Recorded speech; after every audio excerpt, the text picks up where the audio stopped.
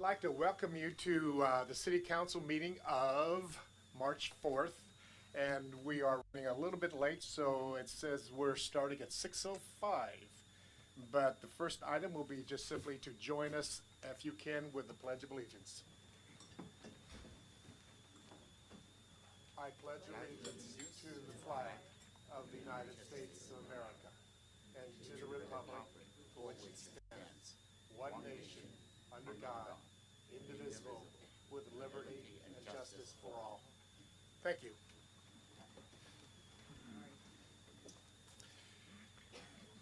Madam Clerk, may we have the roll call? Councilmember Gurney, Here. Councilmember Farrar-Rivas, Here. Councilmember Dean, Here. Vice Mayor Lowe, Mayor Wellander. Here. Thank you. Okay, at this point in time, I ask my fellow council members if there's any desire to change anything on the agenda, or if not, may I have a motion for approval? I move to accept the agenda. Second. Thank you. And this can be a general, or do we need, okay, this can be a general. So for all those in favor, say aye. Aye. Aye. Opposed? Agenda stands as written. Oh, I'm sorry, my attorney just is giving me the stink eye. Prior to the vote, is there anybody from the public that would like to speak on Actually, the agenda? Mr. Mayor, I was just wanted to note that there was no reportable action at a closed session. So I didn't have to do this. Correct. That's even worse. We did have a closed session and there is no reportable action. And if you want to know anything else, contact the attorney.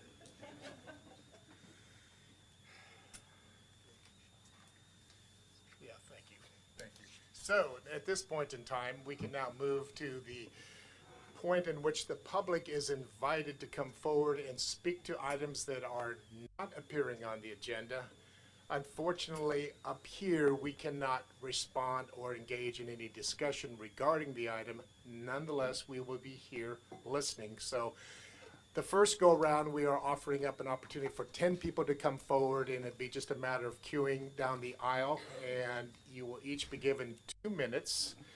And if there is a desire for more than 10, we will be opening it back up at the end of the session, at the close of the meeting. However, I'm not very good at counting up to 10, so if there's an 11th one, I think I will forgive. So with that in mind, please feel free.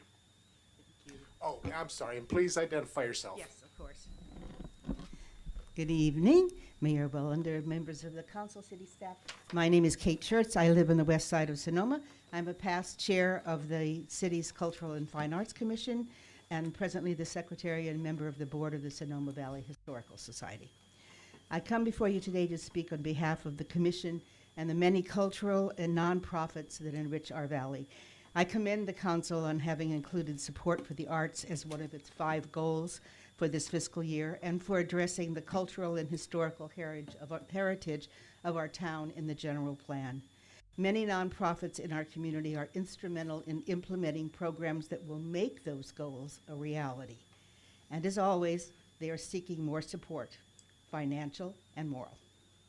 For more than 20 years, there's been a city resolution that a percentage fee would be assessed on all city building projects, and that fee would be designated for public art. The dearth of such projects and various economic pressures on the city, the 2010 economic turndown, the 2017 wildfires, the 2020 pandemic, and its aftermath have led to this method of funding public art never having been activated. But there's now an opportunity to finally realize this well-intended project via the City of Sonoma Nexus Fee Study. I urge the city to determine how to implement a greater cultural plan related to this study that includes funding mechanisms. This is a critical time for our region as the demand for our primary product, wine, declines worldwide.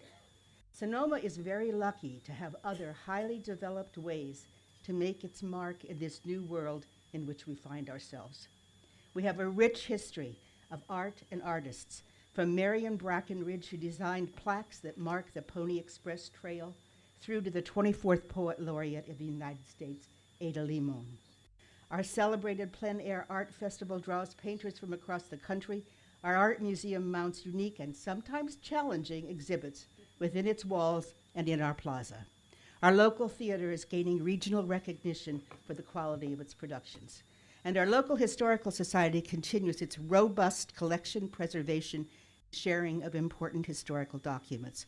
Almost every week it inherits a valuable collection of Sonoma Valley history, recently that of the renowned local historian and lawyer, Robert Parmalee. I'm sorry, could you go ahead and wrap it up shortly? We're in. Yep, I won't Thank you. compliment you anyway. but telling these stories, all of these stories, supporting these artists all takes money, and volunteers provide the vast majority of staff work in these organizations, but they don't and can't pay for the utility bills, the necessary publicity, or the modern technology required to compete for today's audience. They need a hand. Please extend it. Thank you. Thank you.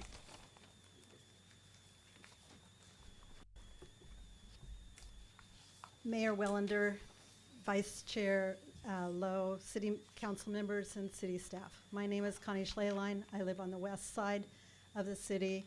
I'm speaking today as a resident, not in my capacity as Chair of the Cultural and Fine Arts Commission. First, I want to say I'm grateful for our hardworking city staff. Especially, I'd like to do a shout out to our city manager, David Guin. David, you have steered our city with a rare perspective, an eye toward the future, and appreciation of our unique past and in the present. Despite the challenges we have right now, you spotlight our path forward. Your thoughtful guidance has empowered us to build a solid foundation in the arts. You've told us to go slow, to go fast. You've told us to respect the process, and now we have some groundbreaking wins, like our new Parks Department and an incredible director, Dave Jans. Sonoma County is the new beneficiary of your leadership, and our county will soon be in great hands. Thank you. And next, I'm grateful for our city council. You've added arts and culture in 2 of our annual city goals. Unprecedented. Our whole community just scored a massive win with that one. Your first, Parks and Rec. Our residents hungered for it. Now it's a reality and amazing. And you added arts to the title. Parks, arts, recreation, and community. Thank you, Councilwoman Lowe, sheer genius, in my opinion. The second, the economy. We have a need to diversify the economy, and it's now.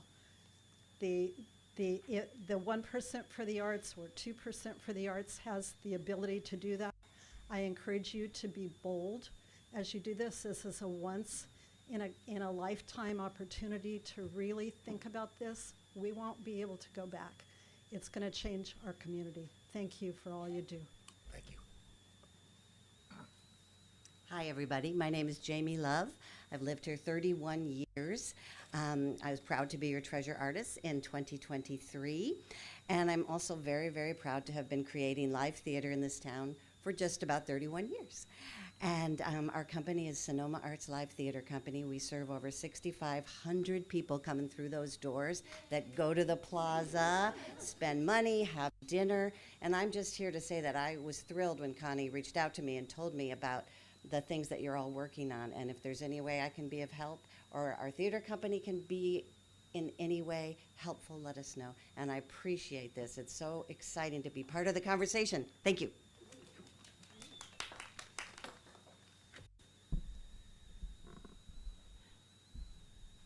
Hi, good evening. I'm Pat Meyer Johnson, and I'm here to talk about support for public art.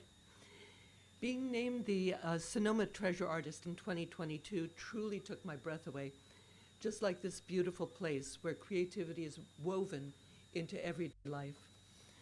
I'm not only an exhibiting artist, but I also sometimes work the front desk at the Arts Guild of Sonoma. And one of my favorite moments is when visitors come in after walking around the plaza and they say, "Is everybody around here this nice?" And they say it like almost like a memo had gone around, and in a way it has. Art sets a tone for a place. When people encounter art in a public space, something shifts. They slow down. They look more closely. They notice things. They start conversations with strangers. We saw that with the grassroots COVID hearts and the famous Albert Paley sculptures on the plaza. We want more public art. We've seen it in Napa, Petaluma, Mill Valley, where my husband and I lived before moving here. Public art elevates a place. It pulls us away from our phone screens and gets us to experience where we are and even talk to each other. And they say that art is good for business. Yes, that's true. It's been proven that businesses that are near public art do better. And visitors stay here for everything else our town offers. But I believe public art is more than economics.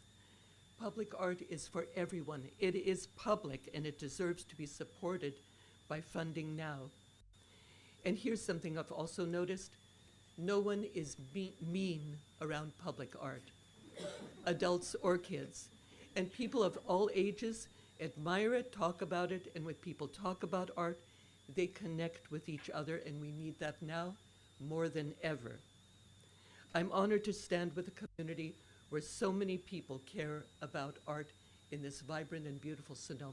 Thank you. Thank you.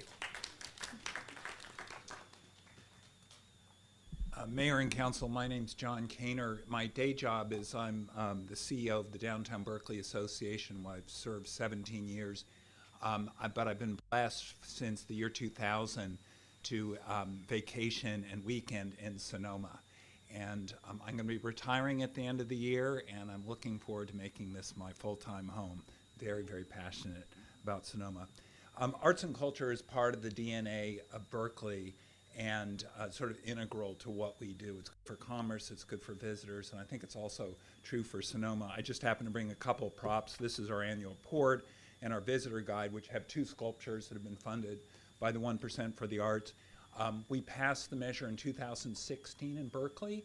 We've done dozens of projects, both on-site with new development and off-site. There's an alternative to pay 80 cents on the dollar that goes into the Civic Arts Fund. And I just spoke to our Civic Arts director before I came in, and she said there's $3 million in the fund. So, you know, Berkeley's a bit bigger. We've had more development projects, but there's a real opportunity here. One of the things I'd also like just to mention is you might want to think about as we implement this, thinking of what I heard at the MTA in New York City at a conference years ago, permanent art. Rather than making everything permanent where you get pitch battles, it gets sort of static, et cetera, think about, you know, cycling through opportunities to bring in new art. We've got a big Burning Man community in the Bay Area. This sculpture, Michael Christian, the globe one, was on the playa. It was on our plaza for 6 years. It's now switched out. We're bringing in other sculpture, but there's an opportunity to bring new energy. Controversy is not a bad thing. If you read the Chronicle today about the sculpture down at the end of Market Street, you want to get people activated and noticing. And you might also want to think about matches from private citizens or to various sponsors to stretch the dollars. I look forward to being engaged in this as you go forward, and thank you very much, and I'm looking forward to spending more time at my full-time home. Thank you. My name is Linda Keaton, and I live in Boys Springs. I'm the Executive Director and Chief Curator at Sonoma Valley Museum of Art. Thank you, Mayor Wellander and council members, for allowing this public comment. I'm here to thank all of you for supporting public art in our community and to show my wholehearted support for sustainable public art funding through a % for the arts on all new construction. Supporting public art in Sonoma is a strategic investment in the city's economic vitality, our cultural identity, and our social fabric. The benefits of public art are numerous and they're well documented. Some of the benefits, some of the best studies are done by Americans for the Arts, and some of the benefits that they cite are that public art boosts local economy and retail sales. It increases property values.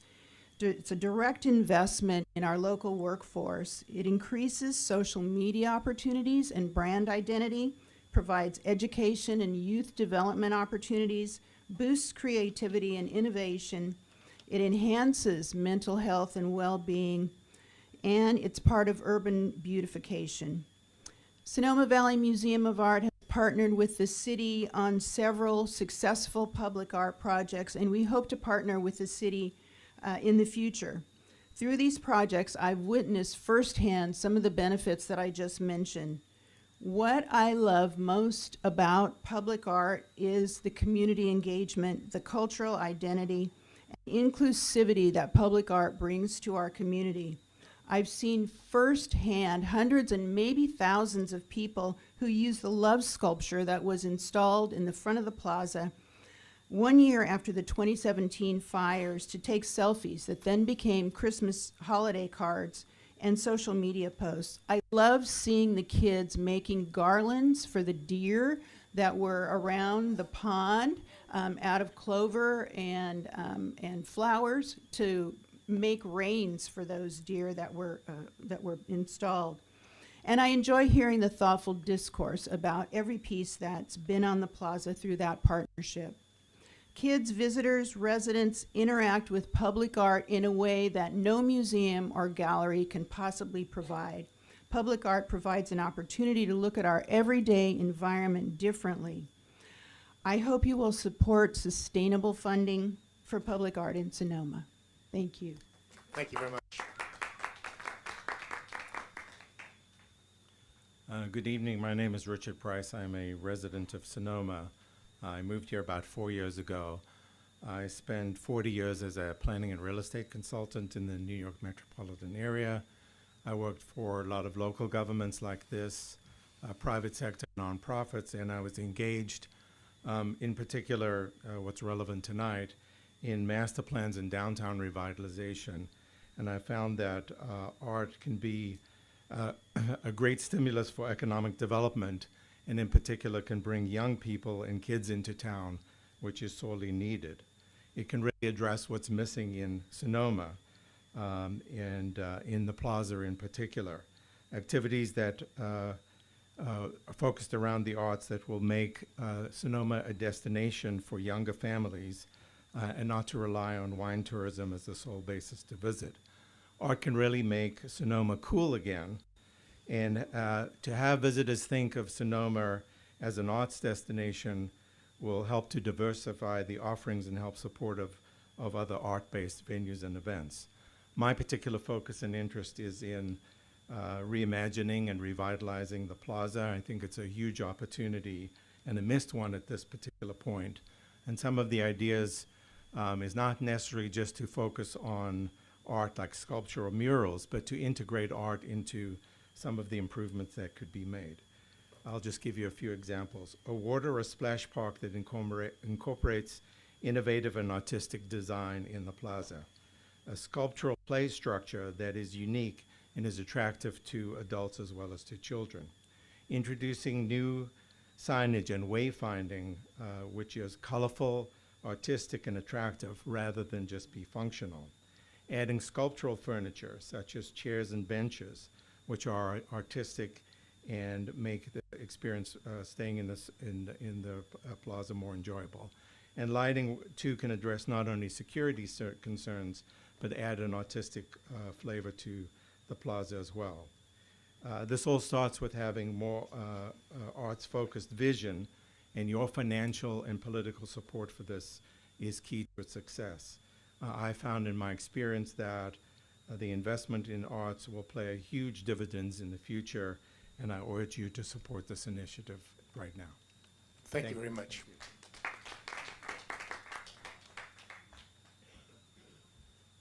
Good evening, Mayor and Council members. My name is Landon Lemoyne, and I'm a resident here in Sonoma. I'm speaking as a resident, lover of music and all things art, and as Executive Director of Vivo Youth Orchestras and the Visual and Performing Arts Lead for the Sonoma Valley Unified School District.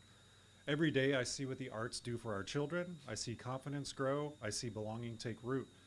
I want to begin with appreciation for the arts and culture. Already 2 of your 5 annual goals are accomplished. The public art policy has been modernized. The Nexus fee study has been underway for 2 years. This feels like a hopeful new chapter for Sonoma. We're already a town shaped by art. We have the extraordinary Sonoma Valley Museum of Art, vibrant galleries, community center art shows, open studio weekends. Even our plaza is a living gallery, 228 trees representing 44 species, and the rose garden so beautifully cared for by master artist of the natural world, Brian Rowlands. We understand that beauty in the public space matters. Now imagine building upon that. Picture Broadway early in the morning, students walking to school, backpacks slung over their shoulders. They pass a sculpture on the corner, something bold, something unexpected, or a mural designed in part by youth from our own schools. Maybe they see the name of a friend listed as a contributing artist. Then maybe they think for a moment, my ideas could live out here too. That moment matters. On Tuesday nights when thousands gather on the plaza for the market, imagine sculpture rising from the lawn, light installations glowing at dusk, and art that reflects our agricultural heritage and the diversity of the families who live here. Communities in similar size to ours like Healdsburg, Napa, and Bend, Oregon use percent for the art programs tied to new development, typically allocating just 1% to 2% of construction cost. Nationally, more than 1,000 communities use this model to sustainably fund public art and parks and civic spaces. It's a small percentage of the lasting impact. Sonoma's full of artists and musicians. The creative spirit already exists. Sustainable funding simply brings it out into the open, into our shared spaces where the entire community can see itself reflected. Thank you. Thank you very much. I believe I'm number 11. My name is Jim Silverman. I live in Sonoma with Vicki Whiting, creator of KidScoop News. I'm one of the voices for history in our community, along with the Historical Society and the League.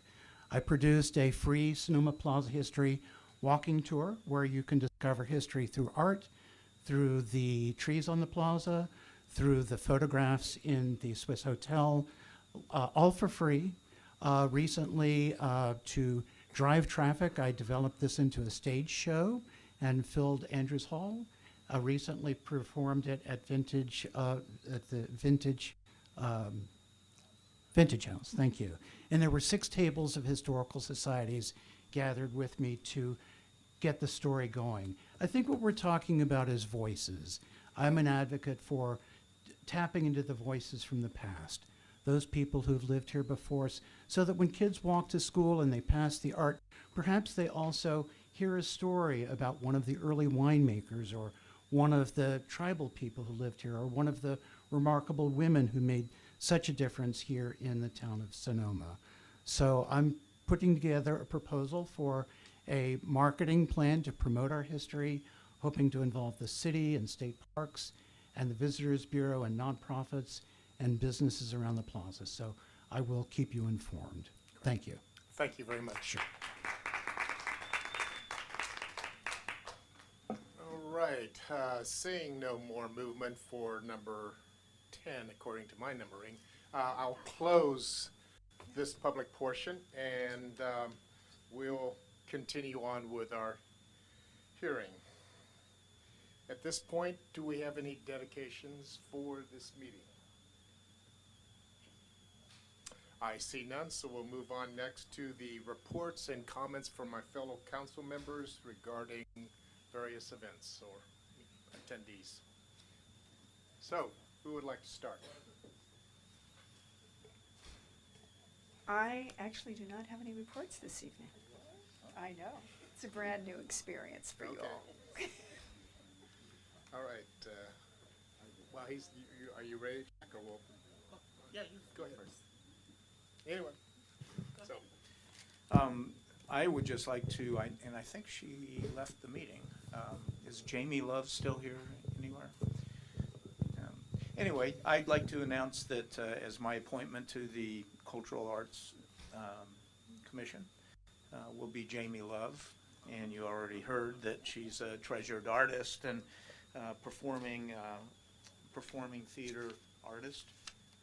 And anyway, I'm pleased to appoint her. She'll be a great addition and provide some diversity in the kinds of art that we're talking about. Okay. Just one report. First of all, my apologies for not being at the last meeting. Several people called me and said, "Where are you?" And I got food poisoning about an hour before I was supposed to be here. So I apologize. Honestly, it would take something like that to keep me from you. Trust me. So my apologies for being, not being here. Today is a LAFCO meeting, and this is the organization that consolidates different districts and parts of cities and so forth. And for those of you who've been following along, we've been working very diligently regarding fire districts in Sonoma County. And today we consolidated a fire district from Petaluma, basically through Roner Park and Katati area, which were separate fire districts, will now be one fire district, and under Santa Rosa. And it's been an amazing opportunity to do these consolidations, because this increases safety for our residents, because there's a greater ability to provide not just fire prevention and firefighting, but also emergency services, because a lot of these very small fire districts throughout the county are basically run on volunteer support, don't have 24/7 operations, and so that has been a focus of LAFCO. And then also tied to fire, I am privileged to be on the Measure H Oversight Committee. There was an article in the Press Democrat about it, and looking at how, and Sonoma submitted their plan. We looked at every single fire district and how they're going to be using the Measure H funds to greater support fire prevention, emergency services throughout the county. So a lot of time with the firefighters in the last week, and some really great progress in the county, thanks to the voters and thanks to the commission that has been doing great work. So thank you. Thank you. Thank you, Mayor. I have 2 meetings to report. The first one, that is February 19th, Thursday. I was attending Zero Waste in Sonoma. That meeting was very small meeting. We just discussed about 2026 to 2027, the budget and the draft. So that is a very good sign. And for them prepare and financials, because right now earlier in advance, because a lot of the fundings and is uncertainties, especially from the federal fundings. So when I look at the budget, I make the suggestion for them to try their best and keep a higher percentage for the reserved fund, and making a full use of each dollar. And we get the grants, we got the tax income. And also, I suggest they should keep additional emergency reserve fund. For example, 2 months ago, we have the Cold Creek and compost processing facilities, excellent. And then the total, we have the 12 members gathered together, a special meeting to the Santa Rosa, just for an approve and the temporary and the budget. So that is unnecessary. So that we suggest they can increase the more reserve, and it's easy for them, give them a little bit more flexibility to run and processing day-to-day basis. And also here, I would like to make an advertisement for our local people. E-waste to recycle and come back to Sonoma again. That is April 10th to April 12th in the Sonoma Community Center. And the TVs, the computers, printers, you can go online, what is allowed, what is not allowed, make sure, make the list, prepare. You can send over there. And also, this time they provide additional service. They can accept it for the mattress as well. Should it be clean, dry? And last year I was there, look at hold a 40 inches container, just only in the one. I hope in this year, well, we can collect more. But anyway, and I'm the representative from our city to the county zero waste. I will keep my eyes open, keep my ears open for sure. Our services from county level will be fulfilled in our small town, a little bit far away from the highway 101. Second in the meeting, that is the Sonoma County Mayor and the Council Member Association Legislative Committee meeting. That is the first meeting for this year. First agenda item is the selecting the chair and the vice chair. I was selected the vice chair. Thank you, Councilmember Lowe, give me an opportunity as a full and a member for this very important committee. For sure, on a small town, the voice could be heard from the state level, the lawmakers. And this is number one. Number two, each state and the representative and the senator representative and give us the summary for the last years and how many bills are they working on, how many passing, how many failed, how many are pending. I got a sheet, maybe I can share with everyone. From Cecilia Auger-Curie, total 37 bills she offered. 9 passed, 2 failed, 26 pending. Assembly member Dana and Kennelly, total also is 37. 10 passed, 7 failed, and 20 pending. Chris Roger, he has 37 bills, and 8 passed, 4 failed, 25 that are pending. And Christopher Cabodon, and total he has 36 bills passed, 4 failed, 33 that are pending. So on the next meeting, we will look at each pending the bills, if any inputs, and if anybody interest, we can get it online.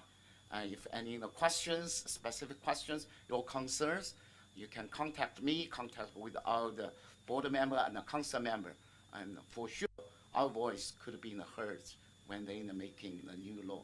That is my report. Thank you. Thank you. All right, I have a real quick list. I'm going to start at the bottom. We had a meeting the other day to get an update on the exciting project called the Ting, which is moving forward, and we're looking forward to becoming a reality at some point in the near future. The second item was on Saturday. I am sad to say that you all missed a tremendous opportunity to clean up the cemetery, the mountain cemetery. Fun was had by all 13 participants, and the good news is that there will be another opportunity to join us on improving what I call as a hidden treasure, our mountain cemetery. There was a Sonoma Valley Visitors Bureau meeting at the Fairmont Hotel last week, and the focus was a speaker from the San Francisco tourist business, and she was painting a relatively positive view of how San Francisco is coming back, and we're going to take that as having a positive impact on Sonoma.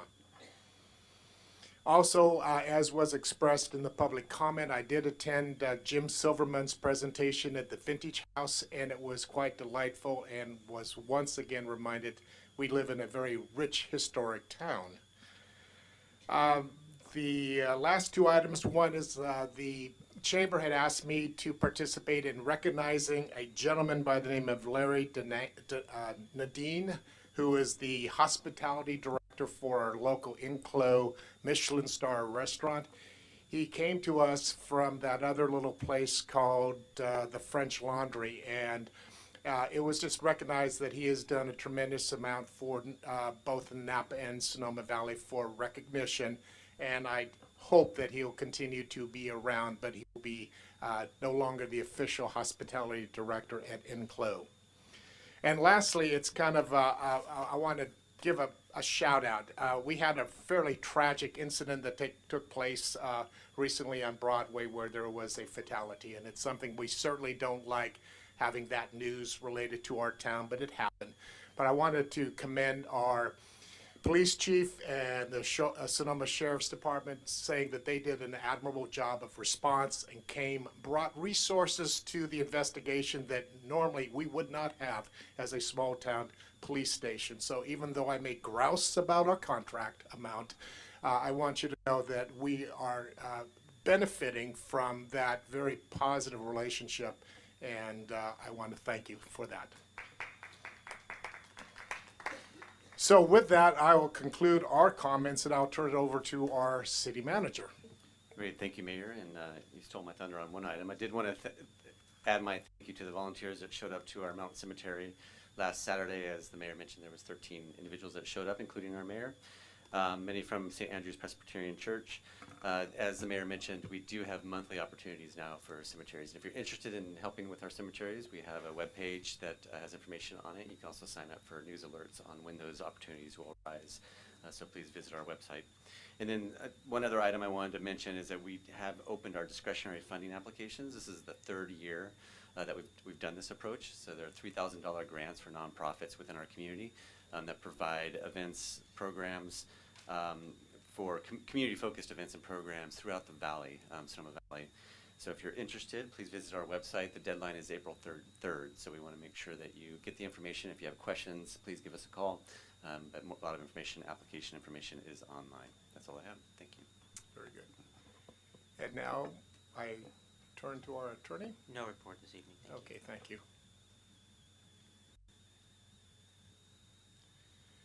This evening we have two proclamations and one presentation. So I would like to start with the first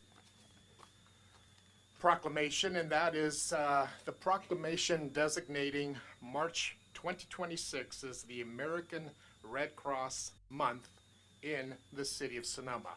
And I welcome that individual to come forward so you can speak first or you can hear the proclamation. What would you like? Go ahead with the proclamation.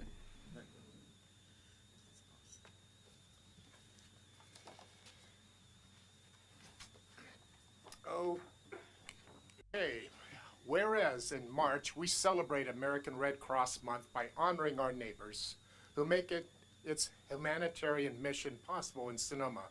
Every day their acts of kindness change lives, bringing relief, comfort, and hope when help can't wait. This compassionate spirit runs deep in our community, just as it has for 145 years through the American Red Cross. And whereas today, those who serve with Northern California coastal region of the Red Cross light the way during emergencies, whether it's delivering shelter, food, and comfort after disasters, providing a safe, life-saving blood supply for patients facing conditions like cancer treatments, childbirth complications, and traumatic injuries, assisting military members, veterans, and their families with 24/7 global support, or empowering individuals with skills like first aid and CPR that save lives. And whereas these collective efforts are a powerful reminder that the strength of our community lies in our shared commitment to one another. As we mark Red Cross Month, let's celebrate our local heroes and resolve to continue lifting each other up so no one faces emergency alone. Now, therefore, I, Ron Wellander, Mayor of the City of Sonoma, by virtue of the authority vested in me by the laws of the City of Sonoma and the State of California, do hereby proclaim March 2026 as Red Cross Month, and I encourage all citizens of Sonoma to reach out and support its humanitarian mission. Thank you. Thank you. My name is Natalie Henry. I am the External Relations and Emergency Management Agency Coordinator for now Marin and Sonoma County. We have merged with Marin. We've not forgotten you out here.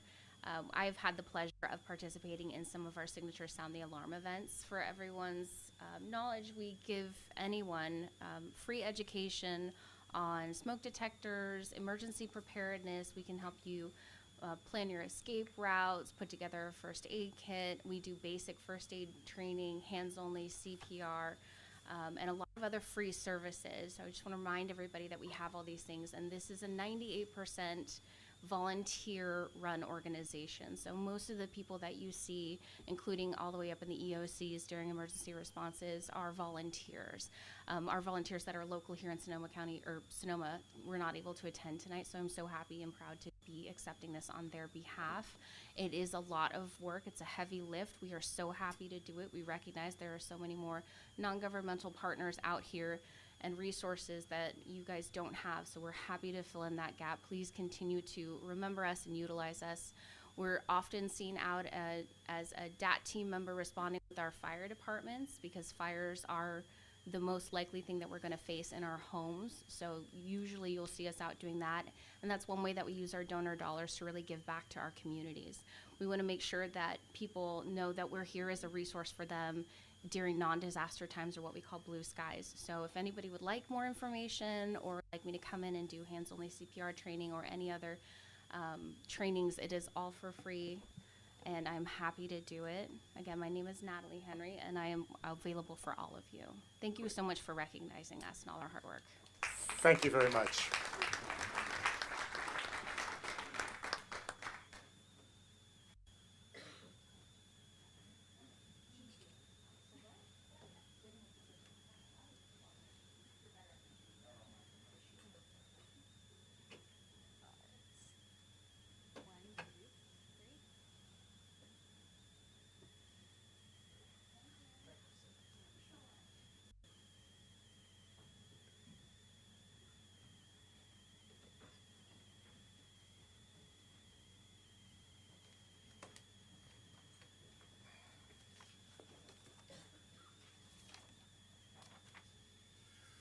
All right, the second proclamation this evening is designating March 2026 as Women's History Month in the city of Sonoma. Whereas in the theme for Women's History Month, Leading the Change, Women Shaping a Sustainable Future, calls upon us to confront the wide range of overlapping global challenges, including climate change, economic uncertainty, healthcare disparities, and threats to democratic participation. And whereas the story of women throughout America and in the city of Sonoma is the story of women of all ages, races, and cultural backgrounds who lead campaigns for equality and civil rights, advance professional and educational opportunities, founded entirely new enterprises, and contributed significantly to the arts, sciences, and humanistic causes. And whereas the Women's History Month provides an opportunity for communities and schools to expand appreciation for the diverse contributions of women who have led and are leading sustainability efforts across environmental, economic, educational, and social justice movements, and empower action toward sustainability. And whereas the Women's History Month highlights how these challenges are intertwined and how women, particularly with marginalized communities, even in Sonoma, often experience their impact most acutely. Now therefore, I, Ron Wellander, Mayor, on behalf of the City Council of the City of Sonoma, in recognition of the significant role played by women in leading the charge toward lasting, sustainable solutions to these complex challenges, proclaim the month of March 2026 as Women's History Month in Sonoma. And I would welcome Joanne to come forward.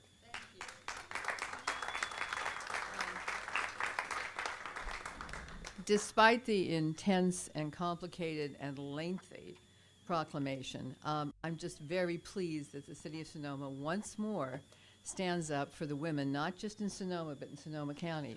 And I want to invite all of you to attend our fourth hearing on the issues facing women in Sonoma County, and that's on April 9th, and you can attend in person in Santa Rosa, or you can attend virtually. And this topic is the impact of the economy on aging women. This is the fourth in a series that we have engaged in this year. The first was the unhoused women and their silent voices. The second had to do with the emotional impact of this economy and the society on young women.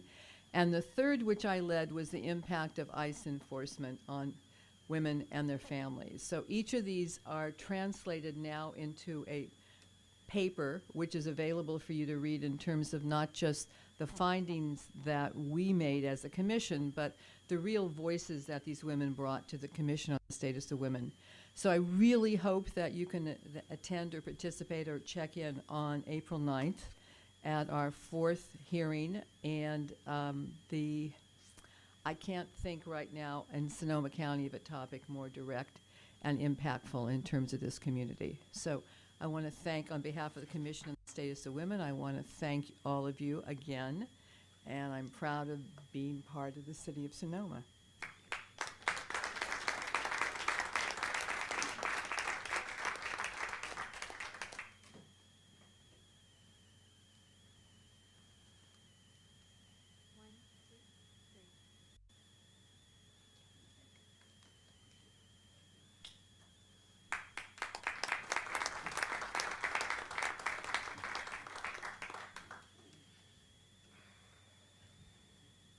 Now we're moving to a presentation regarding a topic that we all care about, and that's called water.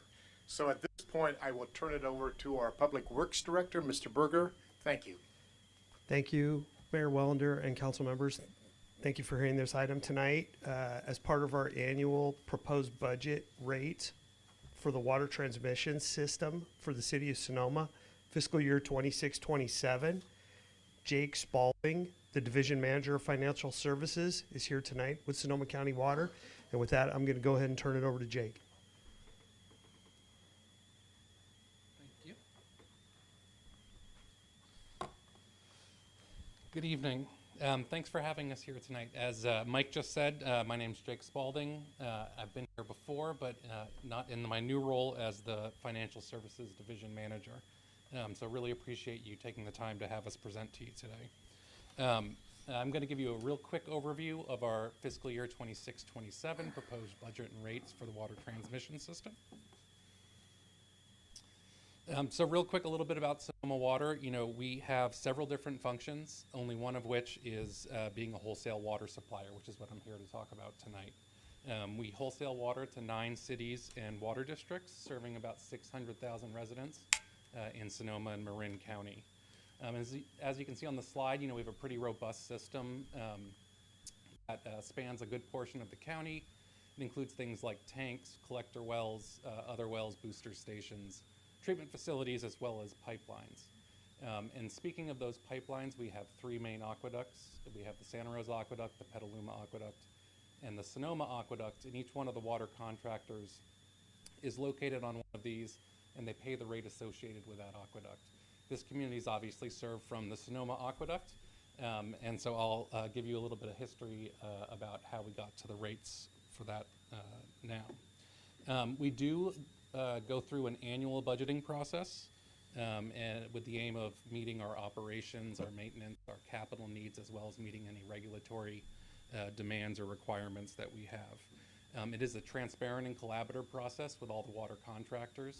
We first bring a draft budget to the TAC Ad Hoc Budget Subcommittee mid-January, and then we work with all the contractors before we finally bring the budget and rates to our board for adoption in April. Did want to thank Mike for his participation in the subcommittee this year, and I'm also happy to report, you know, that the TAC did recommend this unanimously just on Monday.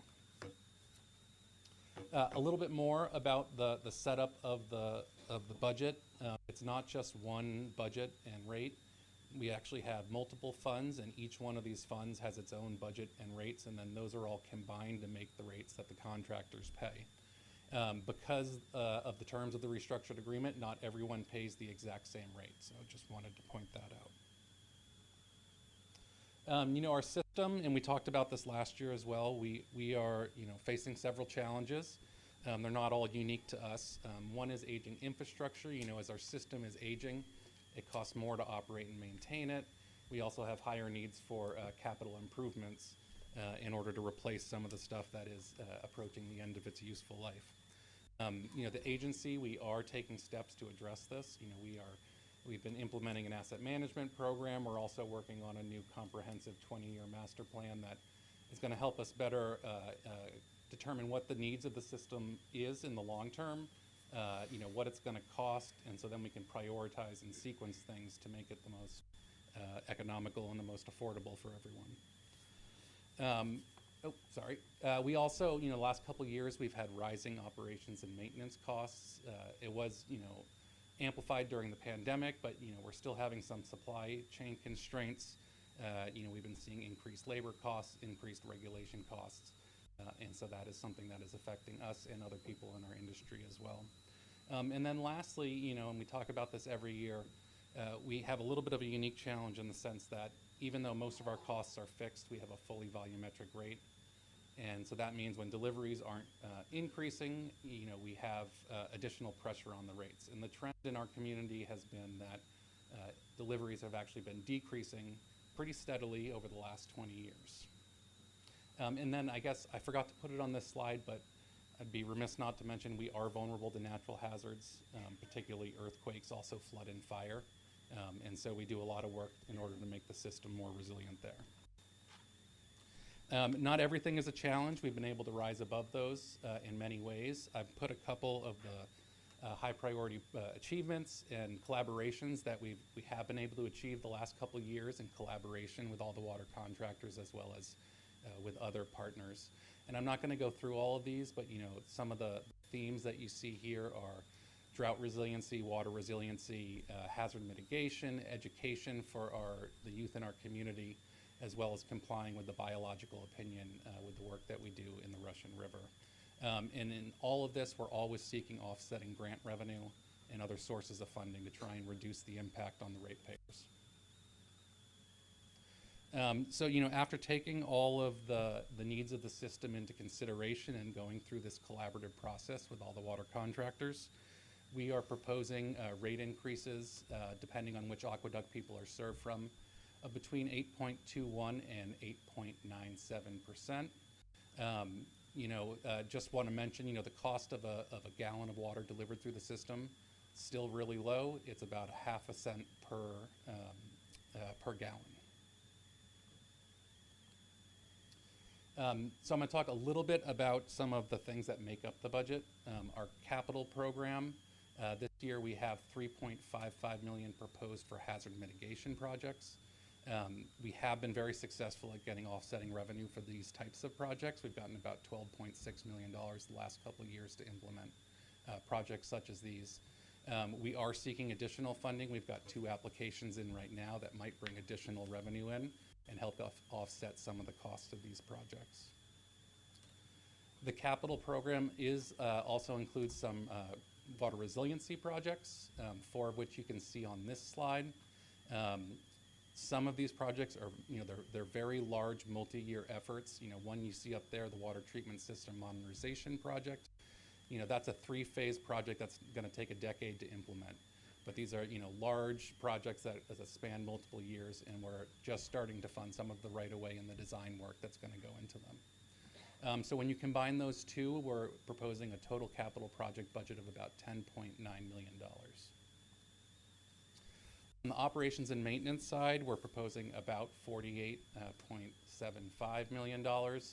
In projects, I've listed some of the higher priority things that we're working on up here. You'll see in there the planning effort that I mentioned for mapping out the needs of the system.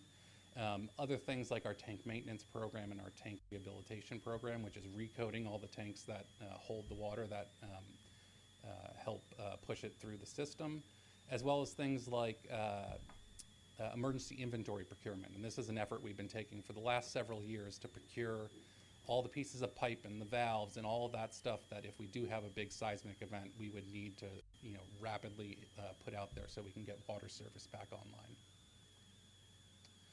The budget also includes what we call the sub-funds. There are 4 of them, and they fund things like the biological opinion, our urban water management planning efforts, as well as water conservation. This cost is going up slightly this year, and that's mainly a reflection of the fact that we did get issued a new 2025 biological opinion this past April. And so we have some new costs for complying with that that are coming into play while we're still settling some of the old requirements as well. On the conservation side, we've been very successful with the Sonoma Marin Water Saving Partnership at securing outside funding to help implement programs. They continue to win awards, and we just continue to get offsetting revenue for that. So that's been a great success as well. So when you combine all these together, we have a total budget of about $78.4 million. You can see on the slide here that is about $3.6 million less than last year's budget. A couple things to note on this. You do see the capital projects line item has decreased quite significantly from the year before. That's not an indication that we're doing any less work unless, in fact, we've never been busier. It's really just a reflection that some of these multi-year projects we had to get the money in the current fiscal year because we're going to be awarding contracts in March and June, and so we don't need as much appropriation next year. That program is fully funded by grants, fund balance, and use and bond proceeds, so it doesn't have as much of an effect on the rate, which is why, even though we're proposing a lower budget, you are seeing a rate increase. Real quick, just to show you kind of how our costs hit the system. Operations and maintenance is our biggest expense. This year it's about 62%. Capital projects follows out at about 14%, and then the sub-funds and debt service round out the rest of the pie. Just a quick reminder of how our rate works. And this animation always takes so long. What the restructured agreement for water supply says is basically we take the cost of operating and maintaining our system and we divide that by the amount of water that's going to be delivered. And for that amount of water delivered, we have to use either the last 12 months of actual water deliveries or the last 3 years annual average, whichever is less. This year, that number is the 12-month actual figure, which is that 41,776 acre feet. And just to note, that is actually 1.5% below what the number was last year, so that's another reason that we are seeing a rate increase this year. This slide just gives you a little bit more detailed look at the rate proposal, showing you the rates associated with each one of those funds that I mentioned. One other note on this one is there is that discretionary charge line item. This is a charge that the customers elect to put on themselves to help fund and build up fund balance in the aqueduct capital funds. Kind of acts as a rate stabilization tool because you can build up funds for future projects. All of the contractors elected to keep those the same this year, so there has been no change in it. And you'll see that Sonoma Aqueduct is on the far right-hand side there at $34.90 per acre foot. So what does the future hold?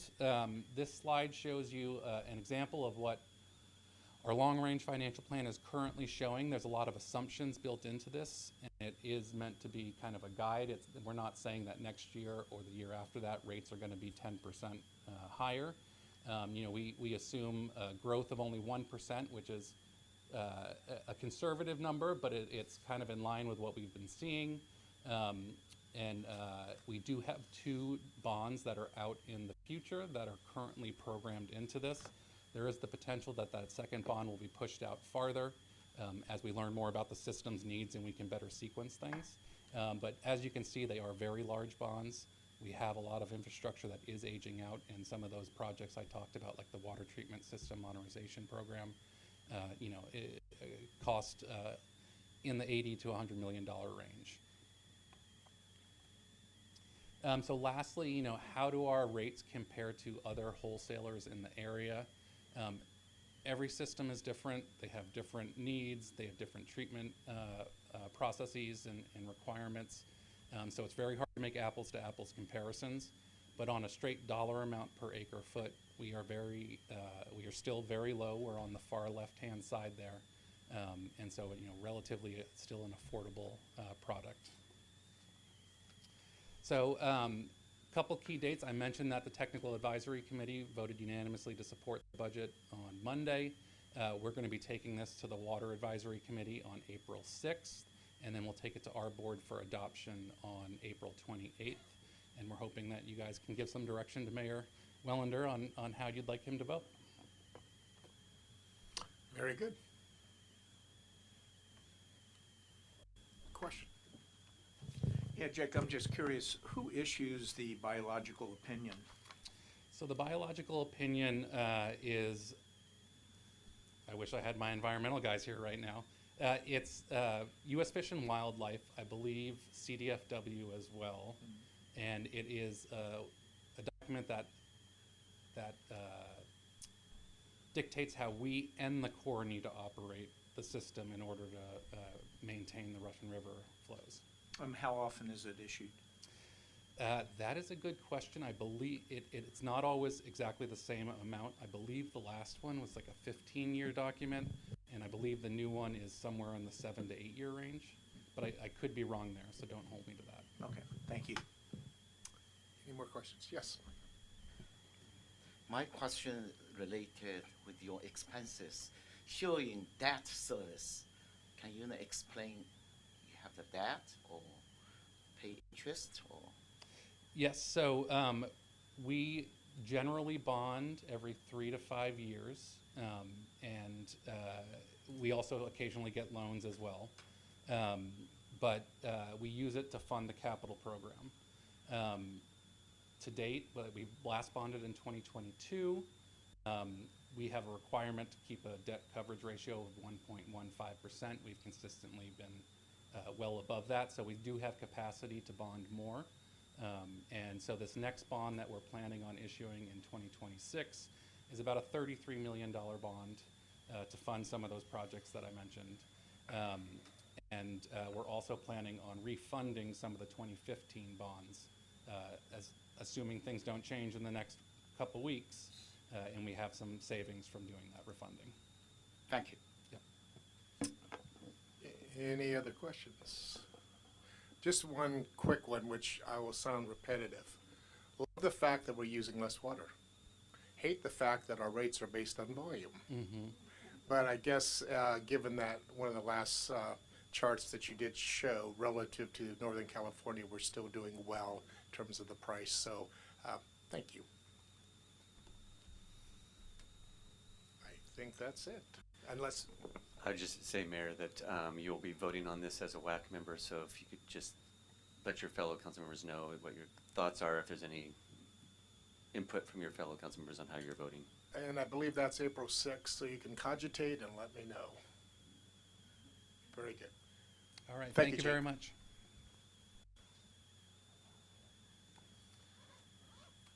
All right, we are now fast moving on to the consent calendar. These items are generally pretty straightforward and will be acted upon with one motion unless anyone wishes to pull something for further discussion. And I am seeing precious little acknowledgement of change. So with that, I would like I to move the consent calendar. Do I have to open Second. public comment, please, before we take the vote? Anyone would like to speak on anything on the consent calendar or raise any questions? Seeing nothing, I'm going to then bring it back to the council. At this point, I would like to ask the clerk for roll call. Councilmember Gurney? Yes. Councilmember Farrar-Rivas? Yes. Councilmember Ding? Aye. Vice Mayor Lowe? Yeah. Mayor Wellander? Yes. Thank you. The motion carries unanimously. Very good. Thank you.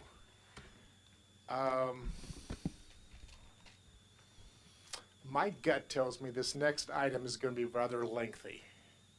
And I would like to suggest that we either have a deliberate midway break or start and take a break now. What's the will of the council? Any? So what's that?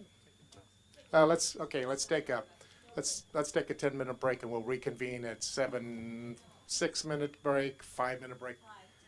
5-minute break. Thank you.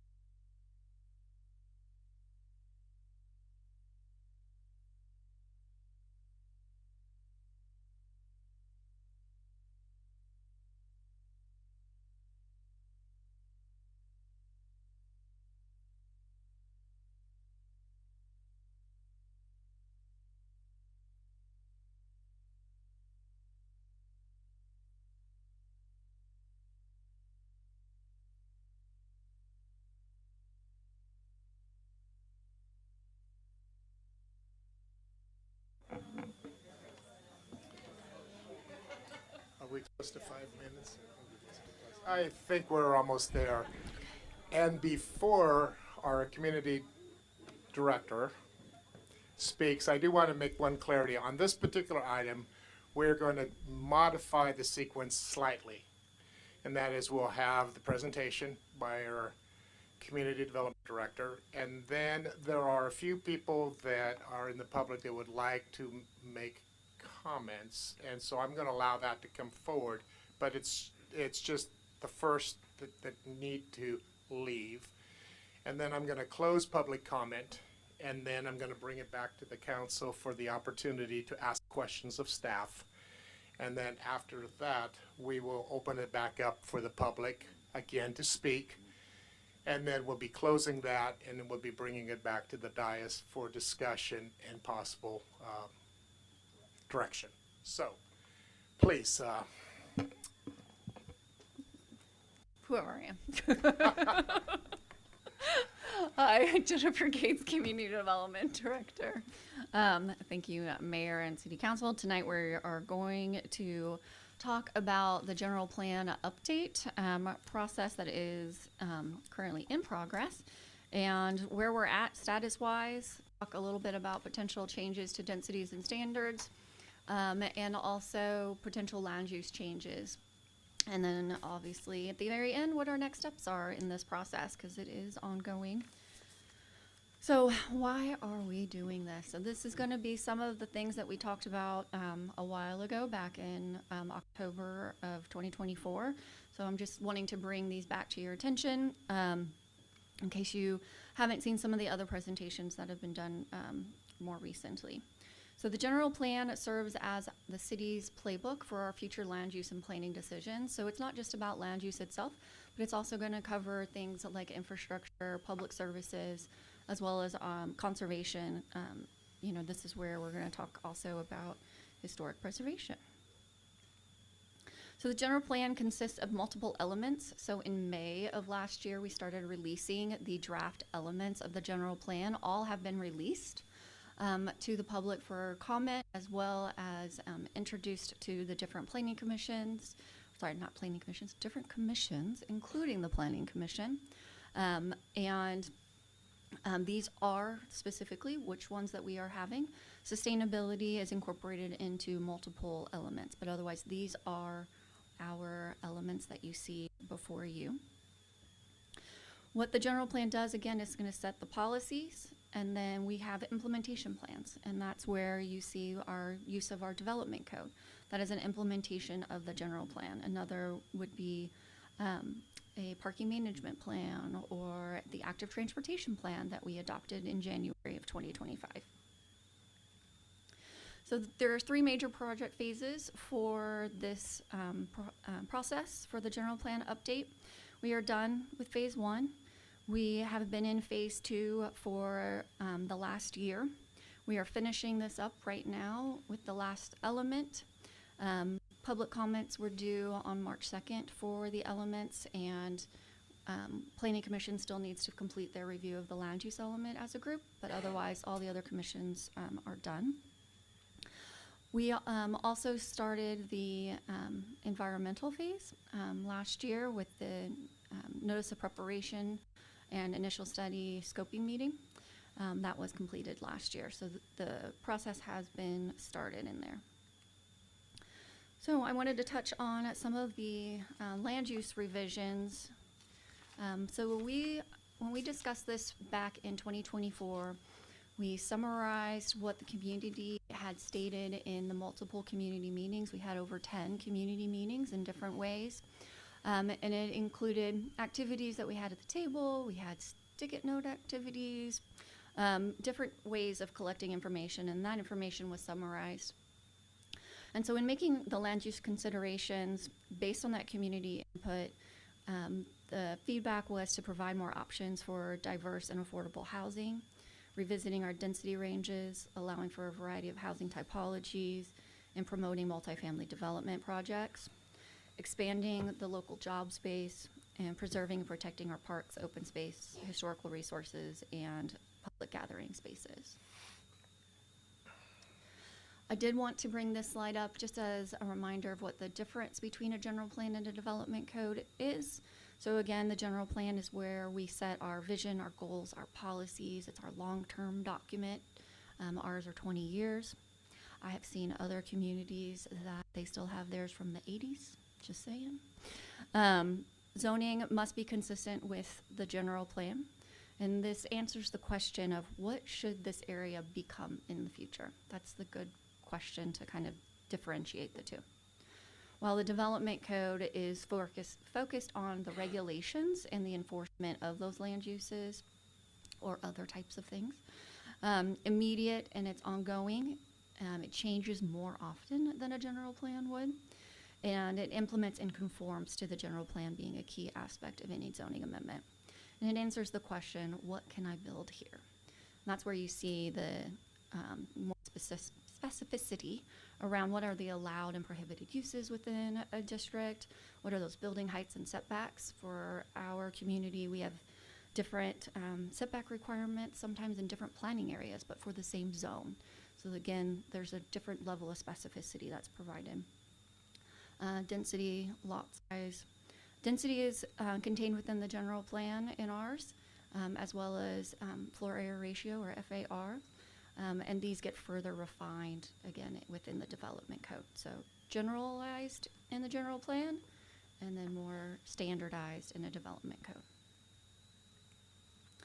So I wanted to also provide an example of what density is, just as a reminder, as well as we talk through some of those changes that we discussed. And density is going to refer to a minimum or maximum, or both, of dwelling units per gross acre. And so these images are kind of to help you understand what that kind of looks like. If that square is an acre across, then what's those different number of units, and how does that fill that space? As an example, because sometimes we're more visual, I know I am, that these are examples here in our community of what multifamily at that higher density mark, what that would look like. And so an example of that would be the Kojir Senior Living, which is 32 units per acre, and then the Altamira Affordable Housing, which is one of our newest affordable housing, which is 24 units per acre. I also, back in 2024, did just a GIS-based analysis as best as I could with the information that I had of what the existing residential density is within each zoning district. And these are those numbers on the right-hand side. The majority, they are right there at our top numbers within our maximums. And then in some cases, the only real case that it's exceeds it would be in our medium density residential. And this is partially seen because of the way that the community developed over time, and also the use of planned unit developments. So planned unit developments allowed for reduced lot sizes and setbacks and things like that as subdivisions were created. Also, we changed our zoning in the early 2000s. Proposed general plan residential densities that were in discussion back again in 2024, in October 24, we presented these numbers to you. So in the low density residential and Sonoma residential, staff is, did not propose any changes to the max units per acre.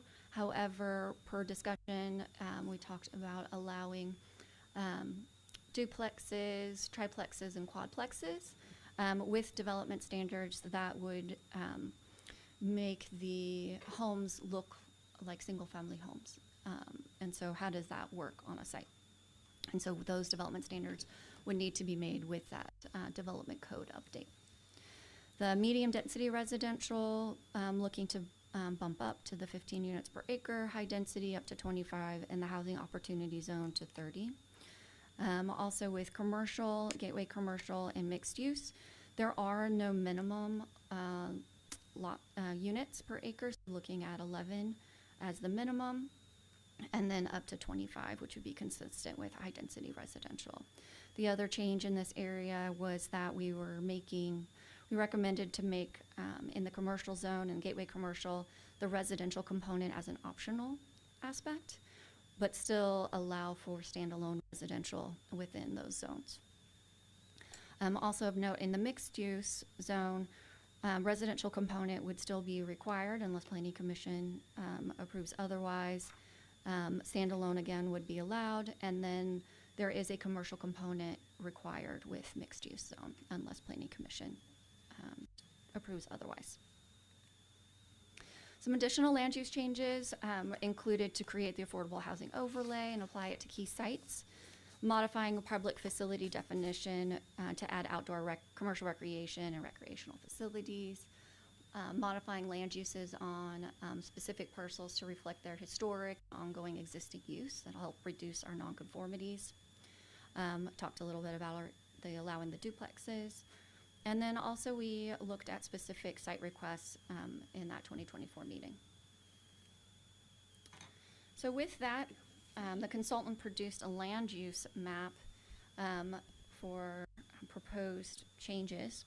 So the land use map is going to assign that designation for such as commercial or mixed use onto the site, and that's where the colors come into play. So this is our existing one. So the land use designations will provide details related to allowed uses on every parcel within our city. It's very similar to a zoning map, sometimes at a more general level of details. Ours are pretty consistent between the two. So with that, I wanted to jump into some of the land use changes that were discussed at the Planning Commission on February 19th. So the first one is going to be the Lowe Valley request. And these are 2 parcels, and it's about 9 acres total. And currently that zoning is agriculture, which does allow 1 dwelling unit per 10 acres. Potential zone per the request is rural residential at 1 dwelling unit per a half acre. We don't have anything in between the 1 dwelling per 10 acres and 1 dwelling per half acre. The concern that was raised by the Planning Commission with this change was regarding that increase in density, which is when it's adjacent. This is at the very end of our city and surrounded majority by the county. And then 1 parcel next to it is this Sebastiani Winery. So the other parcels to the north and to the south, you see the ARB62, that's the county's zoning designation. So AR being agricultural residential. And their density allowance there is 1 unit per 2 acres. So the surrounding properties are 1 unit per 2 acres. So the next one is Sonoma Highway. So 1934, 19360 Sonoma Highway is 1 acre. About the existing zone is housing opportunity and max 30 dwelling units per acre. The potential zone would be mixed use at a max 25 dwelling units per acre. This is a request from the Sonoma Community Health Center in partnership with the property owner of these 2 lots. These lots were not identified to meet our current RHNA in our housing element, and the reduction in that potential number of dwelling units that would be allowed on these 2 parcels would not affect our overall numbers with the increase in our citywide density as proposed in our general plan update currently. So any reduction would be offset. Planning Commission felt that land use change was consistent with adjacent land uses. Is surrounded on 2 sides by housing opportunity in that larger block section. Across the street on both sides is mixed use. And then the last change that was discussed at the Planning Commission is in regards to the Sebastiani Winery properties. And in August of 2024, that change was requested and was discussed at the October 2024 meeting. And the proposal was to allow for housing and commercial on this site. With that, staff proposed a mixed-use zone that would allow both to occur without identifying which parcel would have what, one housing or commercial. From that discussion in October 2024, staff and the consultant moved forward with a draft land use map and draft element with those changes, and that's what you see on that map there. In January of 2026, staff held a community meeting after the release of that draft element and draft land use map to have more conversation around that description, as well as what does that look like moving forward into the future? Where would be the desired land uses? Where would a commercial change or a residential change be acceptable? So the results of these meetings were presented to the Planning Commission on 2/19. This is the proposed land use description that is in the general plan land use element draft. So again, the existing designation of the Sebastiani Winery properties include agricultural mixed use and wine production. The proposal would be to create a new mixed commercial use, which would accommodate the agriculture, the commercial, and the residential uses on the site. It does have a proposed density that would allow for anything from a medium density to a high density project residentially, and then also a dense commercial.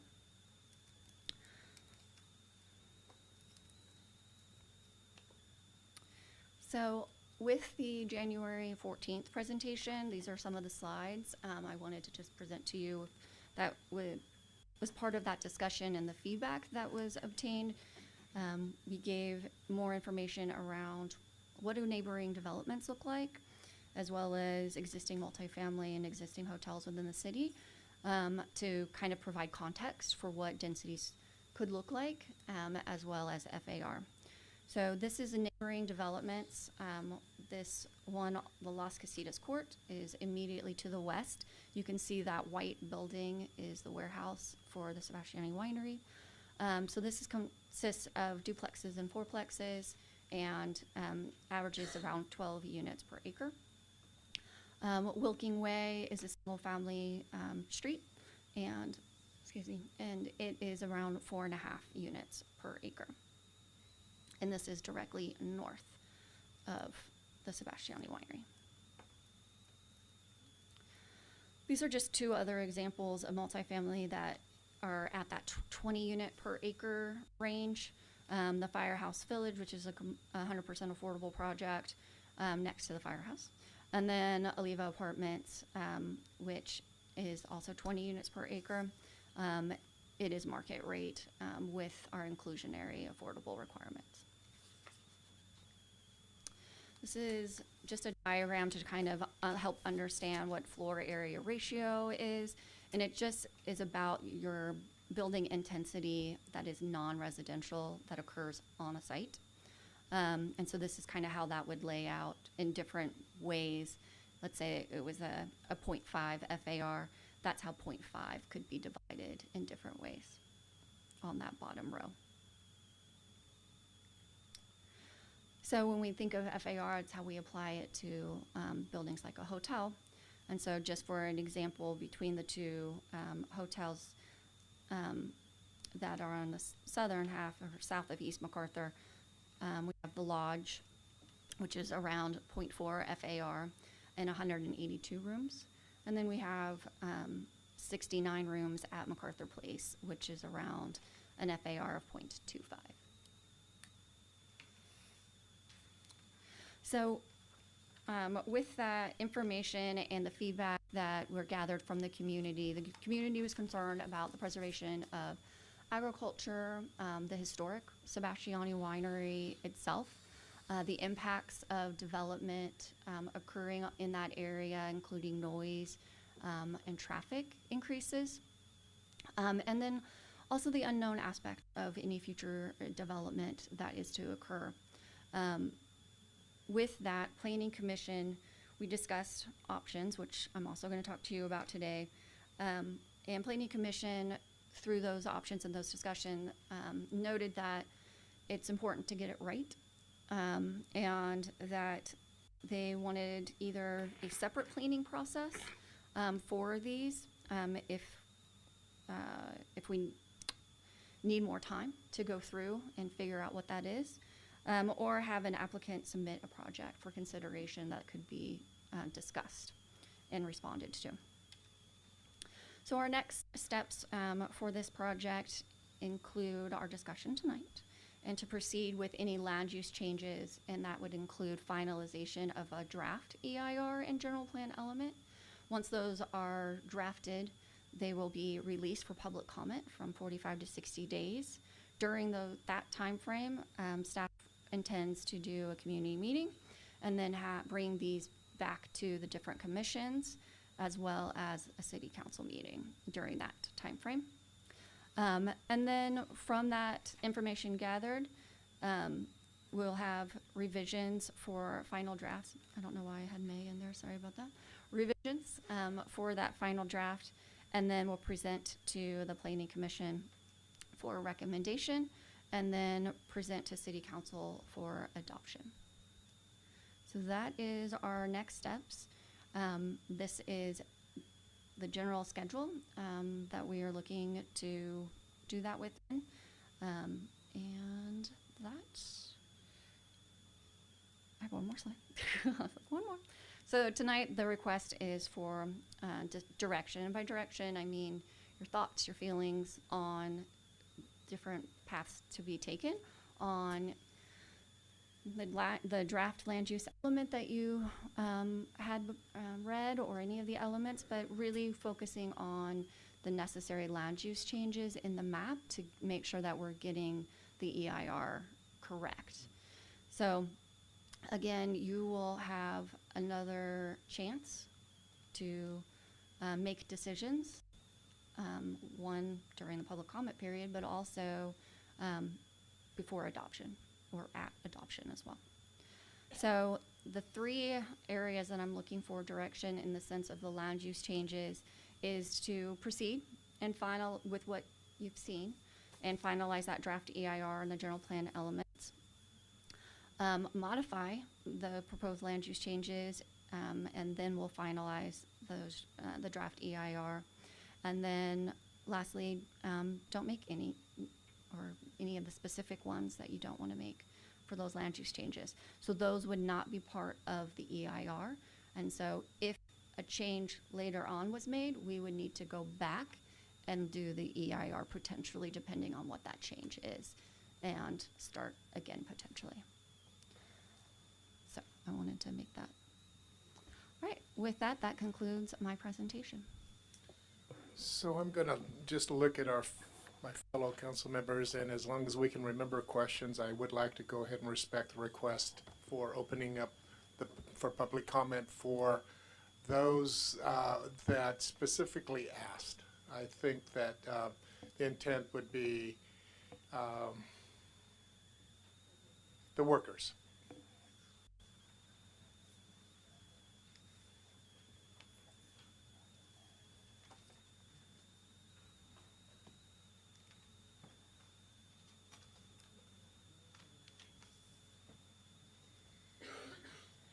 My name is Sonia Carabel, and I'm with Unite Here, Local 2, the Hotel Workers Union for the Sonoma County and the Bay Area. Thank you so much for allowing us to make public comment before you guys get into your questions. We represent workers at the Hyatt Regency Santa Rosa, AC Hotel Santa Rosa, Petaluma Sheraton, and our newest union hotel, who are here tonight, the Fairmont Sonoma Mission Inn. Our sister local, Unite Here 49, represents workers at the Grayton Casino and Resort, and together we represent around 1,500 hospitality workers in Sonoma County. Our mission is to improve working conditions and build worker power in the hospitality industry. And today, I urge you to carefully consider the impact of hotel development on the Sonoma Valley. Unite Here has no problem with denser mixed-use development. Our members struggle to find affordable housing, and we support building more housing, particularly when it is affordable to hotel workers. However, we are skeptical about permitting more hotels in the general plan. We are in a housing crisis, not a hotels crisis. A mixed-use development with housing and ground floor commercial could help to alleviate the housing crisis in Sonoma. A hotel could make the problem worse if it creates low-wage jobs without creating enough affordable housing to offset demand. Hotel jobs in the Sonoma Valley usually pay low wages, which means workers generally cannot afford decent housing nearby. Sonoma's economy is already very tourism-focused, which has led to extreme inequality. We don't need more bad tourism jobs. We need more housing for workers. Thank you. Oh, my name is Karina, and I'm proud of being a member United Local 2. I work at the Fairmont Sonoma Mission Inn at the banquet service. I've been there for 23 years. I live in Boys Hot Spring. I helped fight for the first contract at the Fairmont Sonoma Mission last year. The most important thing, the contract for me is my health insurance. Before the union contract, I pay $500 a month for health insurance. I have a one-time surgery to pay $8,000 deductible. Of course, I will pay with $8,000 right away. I had to put on my credit card so that will keep and pay my rent. I feel like my whole paycheck went to the insurance and rent. With the union contract, I don't pay anything for the health insurance every month. We don't need another hotel with bad job in the Sonoma Valley. There is not enough affordable house for the hotel workers. I've been staying in the same apartment for 20 years. Sometimes I will want to move to a better place, but it look at how expensive the market is. Me and my husband and my son, we live together in two-bedroom apartment. My son is 22 years old, and he tried to move, but he come back to live with me because the rent is so expensive in the area. Please don't make that worse by allowing a bad hotel developer to bring more low-wage job to Sonoma. Thank you. Hi. It's a little too high for me. My name is Titsa Karas, and I'm a proud member of Unite here, Local 2. I work at the Fairmont Sonoma Mission Inn, and I've been working there as a massage therapist for over 26 years. I live here in Sonoma. I helped fight for the very first contract at Sonoma Mission Inn last year. The most important thing in the contract for me is support and protection of our jobs and our colleagues. Many employees have ongoing issues, and I sat in on a corporate meeting for about 55 hours to create the best contract ever. And that means I can now accrue vacation time as a part-time employee. And I'm going to Europe this year. Yay. We don't need another hotel with bad jobs in Sonoma Valley. There is not enough affordable housing for hotel workers. My experience with housing is there are not enough affordable rentals for employees in this valley. Please do not make the housing crisis worse by allowing bad hotel developers to bring more low wages to Sonoma through this general plan. And I only have 2 more words to say. Hotels and traffic.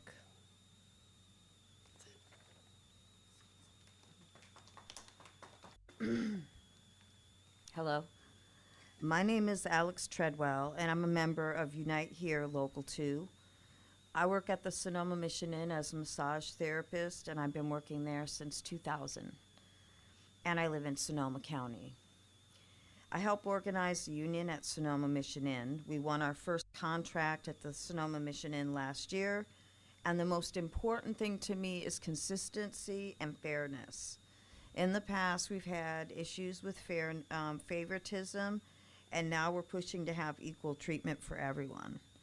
The raises were also a huge win. Non-tipped workers make $3 more now than before, and there are regular raises in the contract. Before we had the union, we were getting 25-cent raises. I also appreciate that the contract will allow us to work 3 days a week and still qualify for the health insurance in the future. That's important to me because I have arthritis and my job as a massage therapist is very physical. I can't continue doing 5 days a week of massage for the next 10 years. We don't need another hotel with bad jobs in Sonoma County. There's not enough affordable housing for hotel workers. I had to live in Vallejo for over 7 years, driving back and forth for almost an hour each way until I could finally save up enough to be living in Glen Ellen. Please don't make the housing crisis worse by allowing a bad hotel developer to bring more low-wage jobs to Sonoma at the Sebastiani Winery. Thank you.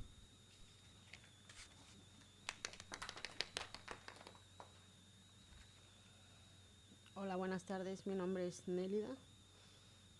Soy un orgullo miembro del sindicato Unit Here Local 2, Fairmont en el Mission Sonoma Maine. Trabajo como housekeeping, llevo 21 años ahí, vivo en Sonoma. Fui parte de la lucha por nuestro primer contrato del año pasado. Para mí la victoria más importante del contrato es la aseguranza, donde no puedo pagar más. ¿Por qué? Porque ya me sobra un poco más de mi cheque y puedo hacer otros gastos y no me veo tan apresurada para pagar mi renta a tiempo. No necesitamos otro hotel con malos empleados en el Valle de Sonoma. No hay suficientes viviendas equilibradas para los trabajadores del sector hotelero. Mi experiencia como la vivienda es muy cara y no tengo tanto dinero para comprar una casa. Por favor, no empeore la crisis de la vivienda, permitiendo que un mal dueño hotelero traiga más empleados de bajos salarios a Sonoma. Gracias.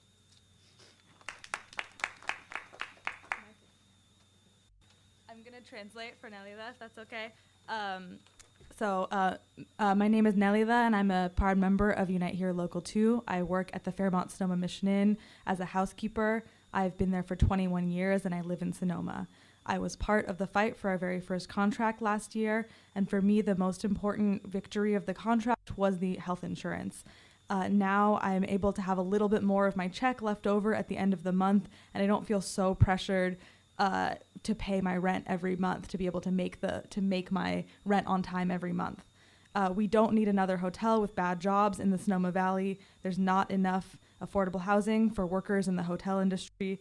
In my experience, the housing market is very expensive, and I don't have enough money to be able to buy a house here. So please don't make this crisis worse by allowing a bad hotel owner to bring more low-wage jobs to Sonoma. Thank you. Thank you very much. Okay, with that, I'm going to close the public comment phase 1 and stay tuned for phase 2, but I want to come back to my fellow council members and for any questions to Jennifer, please. Can I just clarify, because I heard Janet behind me say that's not true, so I just wanted to look up something really quickly. Yeah, so there's one, where did it go? It's on, that one. Okay, so the lot where you see to the north of Lovell Valley, it's just the cherry block on the left side of the road. That is agriculture. The one to the right and then around is agricultural residential. So 20 is up above on the left, and then from the right corner around is the 1 per 2 acres. You're welcome. All right, questions? So my question is about the distinction between doing one EIR versus waiting on a specific parcel, let's just name it the Sebastiani parcel, and do the rest of the general plan and then come back to do that. And you mentioned something about having to either redo the EIR or it wouldn't be part of the EIR. Can you just kind of get real granular about that so we can have a clear understanding of the implications behind that, please? Sure. Thank you. So in the general plan itself, we are going to do a programmatic EIR, and that is an EIR that's going to look at our general plan as a whole. So all the changes as one change, and how does that impact our community? And we develop mitigation measures for that. Those mitigation measures are typically applied as policies as we do development.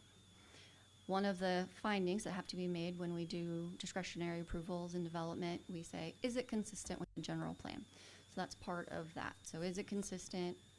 We take those policies, we make them conditions of approval, and so that's one aspect of that, EIR, looking at the big project as a whole. When we do that, if we release that draft, and then we say, all right, we want to change, say we took out all the changes and said, no, we're going back. We need to go back. We need to study it again and run those some of the different studies like traffic, and say, okay, and VMT, what does that look like as the city? And that's the EIR that would then support that general plan adoption. With a project, what happens with this kind of EIR is it's called tiering. And so some of the aspects, the mitigation measures and things like that with the project are already encompassed in our general plan. We've already looked at it. But then there's site-specific activities happening, because it's not going to take into consideration that there's a creek running through the property, or that it's historic. So we develop some catches for that, whether it's to do a historic resource evaluation so that we can know whether or not there's a potential environmental impact with demolishing, let's say, a building. So that's where we look to the general plan. It tells us kind of what to do, and then we look at the site itself. Is anything else happening specifically that wasn't encompassed in the big picture general plan, EIR? So that's the one aspect. If somebody came today and said, I don't want this land use anymore, or I want to do this development and that zoning district doesn't allow for it, we would need to do a land use map change. We would need to do a zoning district change. The idea being that those potentially already exist. Let's say that land use commercial already exists and we want to apply it to this parcel. And we know that that description still works and all these uses would still apply. So no change, right? We already have the descriptions in place. Somebody could say, all right, I want to do this. Then we would need to analyze not just the project and what is encompassed in the project, but also that change on that site. Does that make sense? So the general plan's already analyzing the change of that use, but the site specific but if I just came back with the project to change it, I need to analyze that aspect too. So what's the difference in impact? And honestly, I don't know if I understood that quite. I'm going to just be frank about that. So what would be the difference between waiting until you get a project to then decide whether or not you like the project and then change the land use, zoning, etc., or adopting something and then someone comes through and says, I want to do a plan amendment or a change or whatever. Talk to me about why one is better or worse than the other in terms of you're going to get assuming you're going to get the same thing in the end.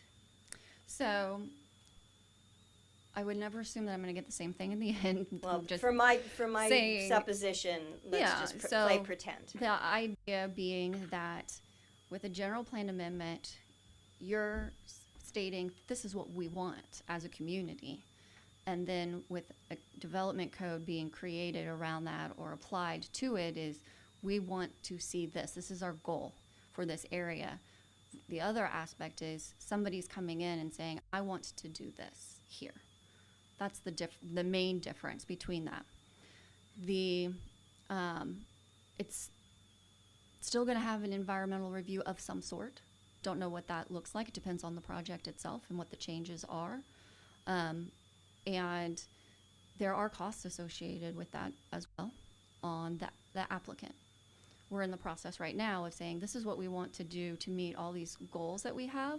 over the next 20 years. And if something was to happen, this is kind of what we would like to see in this location. So that's kind of what you're looking at, is do we want to set the stage now, or do we want to maybe modify what that stage looks like, you know, and have another discussion about it, or a little bits here and there now. Again, we're going to do a development code, hopefully concurrently.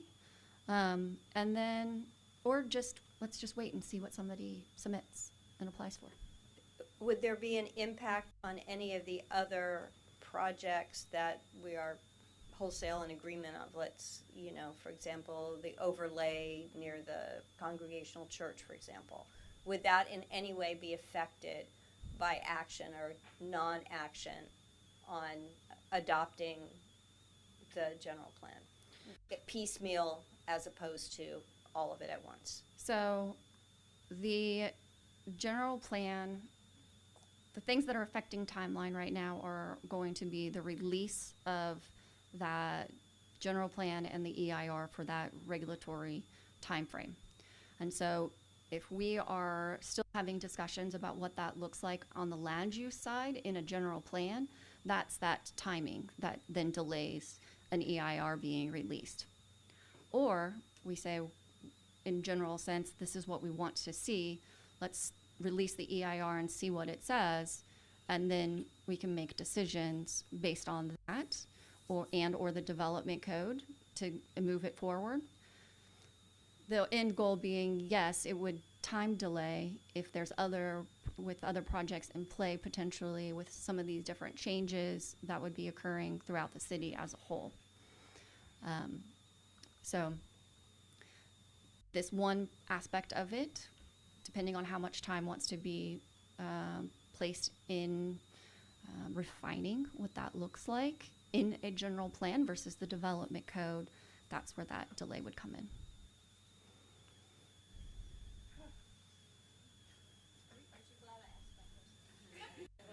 I'll have comments regarding this question. at the appropriate comment time. Thank you. So let's go down this rabbit hole a little further, unfortunately. So yeah, so that was my same question, is around, you know, I'm trying to be clear about what we could do tonight in regards to, like, for me, thinking of like wanting to move housing forward for us to be able to do an EIR, because I think housing is a priority. And so how could we, you know, include a certain aspects of what you showed us on the map for Sebastiani, maybe not all of them, be able to get the EIR on that, so that there's that, and then that moves forward, the general plan moves forward, the congregational church development moves forward, and then someone comes in and says down the road, okay, I want to do more than housing there, I want to do some commercial development there. And then that would have to have a new EIR for that project. But we would have moved ahead the general plan. I'm just doing a scenario. Is that correct, how that would work? That is a scenario, yes. And then we wouldn't be, I mean, I'm just trying to look at this so that we understand what are the scenarios that we can do tonight to move things forward, because housing is very important to us and to getting more housing in the community. But we want to be able to do that, to be conscientious about what the concerns are in regards to that property. Because if we did an EIR, and let's say, you know, at least we'd get the picture. Let's say we just look at it for as a certain parts of it or all of it of a housing, make it housing of one of the housing elements. Then we could find out through the EIR all of the other things around that we would mitigate, and that would help, I think, could potentially help answer questions for people, because after we get the EIR back, then we're going to know these are the issues that are coming up from the EIR. So this level of housing is going to cause this, this, and this for traffic, for water, for, you know, flood, flooding and watershed and all of that, right?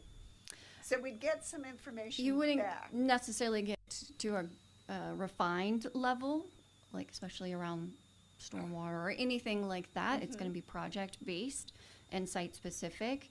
You will get general aspects of change over different kind of subsets depending on what we're looking at.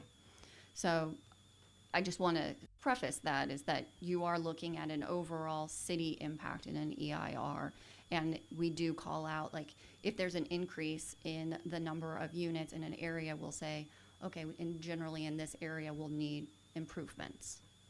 And then we look to see, oh, does that project, when it comes through, actually trigger that need for that improvement? Okay, so hopefully that was a little helpful in regards to that question. Not helpful at all. Can I just reiterate one thing that Jennifer said that I think is really important, is that the EIR is going to evaluate the impact of what's proposed in internal land use. That impact, when you see it come back and review it, you can always reduce that impact before you adopt it, but you can't add things at the last minute, and that's when she referred to you have to redo the EIR if you increase the impact. So I think just to clarify what Jennifer was saying is that whatever direction we get tonight, that's going to be the bar, and you can't go above that once we're done with the EIR unless we redo the EIR based on additional impacts. So I think might be getting to what Vice Mayor Lowe was. So let me ask a question, because I think it's parallel with this and consistent with that. The scenario this evening, if we went ahead and we looked at all the options as far as land designations, and we choose to come up with a definition of Sonoma mixed use, and we say this is what we'd like to see based upon the council's goals and priorities, and that gives you clarity to go back to Planning Commission and then ultimately go back to De Novo, our consultant, and say, please continue with the EIR to include this. Subsequent to that, we realize that maybe that isn't the direction we want to go, and we come back and it's the consensus of the council to say, no, we're going to take a more conservative approach, and we will let a project drive the future changes there. If you extract that out, the EIR that was written was based upon, I thought, worst case scenarios. So please clarify, we would not have to start from scratch again. I would like to think that's a subtraction that says this impact is no longer under consideration. The balance of the EIR is legitimate and still stands, and therefore we're not holding up the big picture. It shouldn't hold up the big picture. It will have to be amended to reflect that change. I'm just going to give you one example. High density housing has a lower VMT than a low density residential. So that's like one aspect. It's really the main one that is affected when we start changing with densities.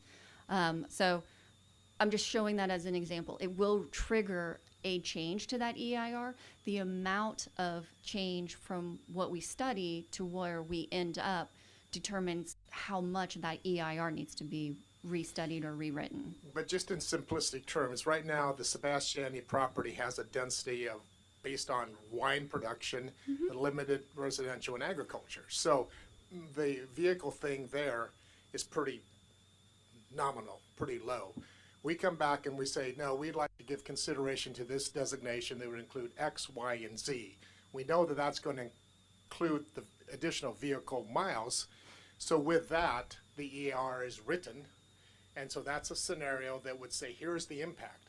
But if you extract that, then to me, we're, in essence, we're lessening the impact. I'd like to think that the EIR does not need to be substantially changed, other than this gets deleted. We know that this was an impact. We no longer have an impact relative to this parcel. Therefore, the majority of the EIR still holds true. Is that at all close to your professional? I'm not going to make an assumption that a majority or anything like that. I'm just saying, like, with change comes potential change. So if it's substantive, then we need to make a substantive change. If it's not, and that's when, based on the studies and everything, the results, if we have to look at certain things, then that's what we'll need to do. timing-wise, it doesn't necessarily mean we're starting all over again with another 60-day comment period on the EIR or anything like that. We'll tell you at that point and let you know, hey, okay, this is what that looks like, and if we change it, this is what that means. Would it be fair to say that it's proportionate? In other words, minor change would suggest limited modification? 'Cause we're Potentially, it just depends on the what. Okay, okay. Yeah. Do you have a question, Jeff? I have another one. Go ahead. My question, you mentioned the partial.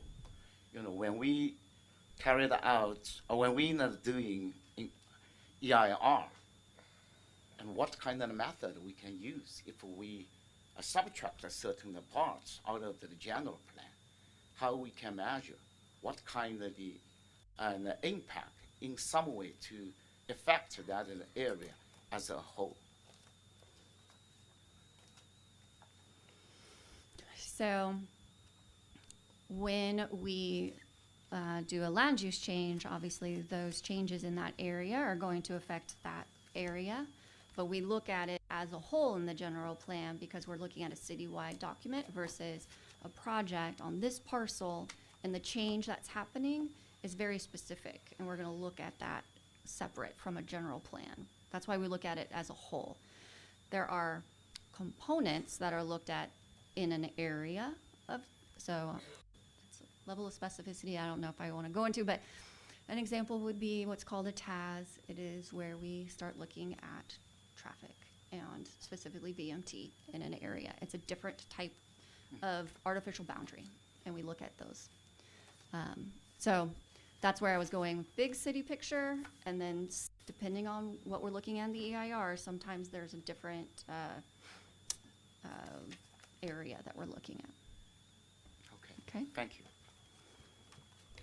So my question also is in regarding our RENA numbers, because my understanding that, I could be wrong, but correct me if I am, that the new zoning for Sebastiani of the Sonoma mixed use, that was not in our housing element as a project that would be, and so we're looking at a number of different areas to meet our RENA numbers, but at the same time, having more areas to, maybe I might be asking, this might be too, you might not be comfortable answering this, but having more areas that we have designated that could be housing is going to increase the possibility of our meeting our RENA numbers. Because one of the things I'm concerned about is if we don't meet our RENA numbers, and then the state comes in and says, we're going to do this for you, and you no longer, because there's this whole control issue, but that's a control issue too. So, so their housing element, we're not touching it, hopefully. The housing element itself gets updated every 8 years. Right. This site is not identified in our housing element to meet the RENA requirements. So we have identified a list and all the addresses and APNs associated with that and their potential development is we track to see what's happening. Are we meeting those numbers? And then Planning Commission, when they approve projects, are understanding if it's not, and if we're entering into a deficit or something like that. But the idea behind when you identify the list is that you identify more than you need. So that's that project. There are some on there that we have used multiple times or have now been developed or are in the process. So those will be taken off when we do this again, which our housing element we will start doing again in 2028. So yay. And so we have 2 more years. What happens during that process is, yes, we identify, like you guys did with this previous housing element, all the sites that are needed to meet that RENA. With that, we have to make sure that they are specially available to low income and very low income. And if they need to be rezoned to meet that need for us in the housing element, we have 3 years to do that from adoption. So in a sense, anything developed in regards to low housing for a housing element at Sebastiani would be for future RENA numbers and not for the current ones.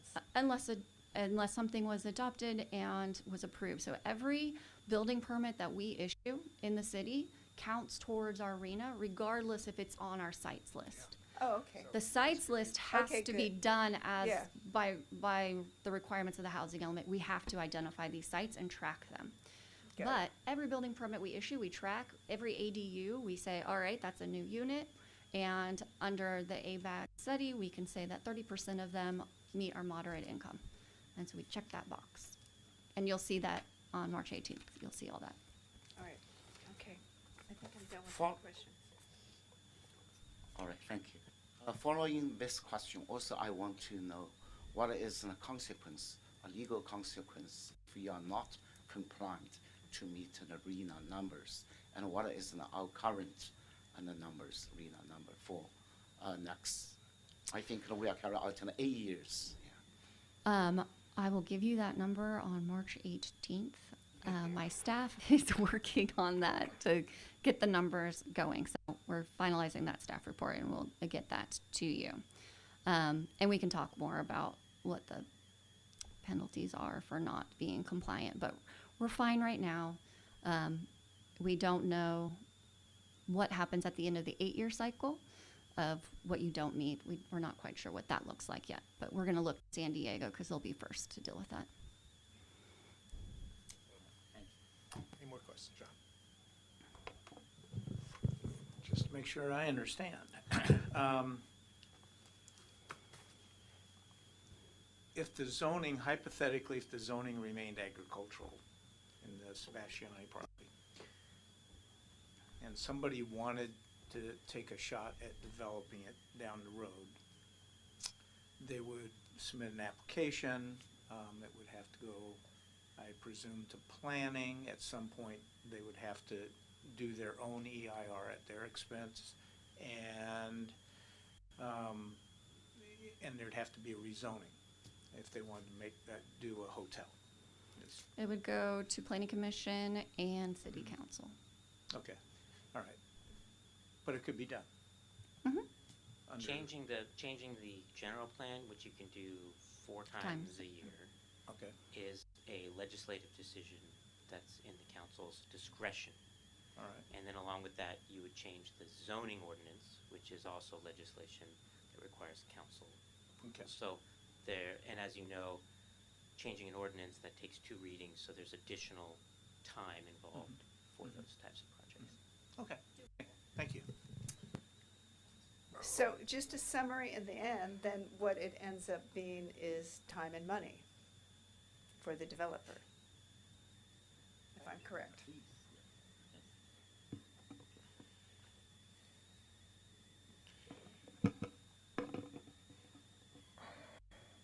Well, I think at this point, we can go back and open up public comment round 2, and then we can always bring back Jennifer later if we have more questions. So at this point, we welcome you to step forward. You have 2 minutes. Please state your name, and we'll go from there. Okay, I wrote this in 2 minutes, but I've added a few notes. So one thing to notice, water usage is down. So the housing element we're trying to build for that's going to change in 2031, who knows what that's going to be? And I agree. If developer pays for the ERI, let them pay for it. Okay, back to my speech. Sorry. Good evening, Mayor and City Council members. My name is Janet Boyle. I want to reinforce the recommendation that came forward from the Planning Commission that was in the agenda. They recommended slow it down. Sorry, I didn't eat dinner. I gotta come into these things without eating dinner. Commissioners clearly recognize the significance of this land use decision and expressed a preference for either a separate planning process or, even better, waiting to consider any land use change in conjunction with an actual and specific development proposal.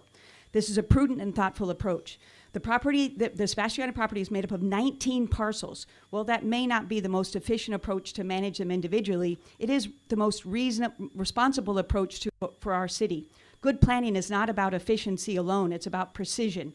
There are seven of the 19 parcels that total 10 acres, 4 are agricultural, 2 are low-density housing, and 1 has the historic tasting room. These parcels already have appropriate designations. They contribute to the agricultural character, established neighborhoods, and historic fabric of our community.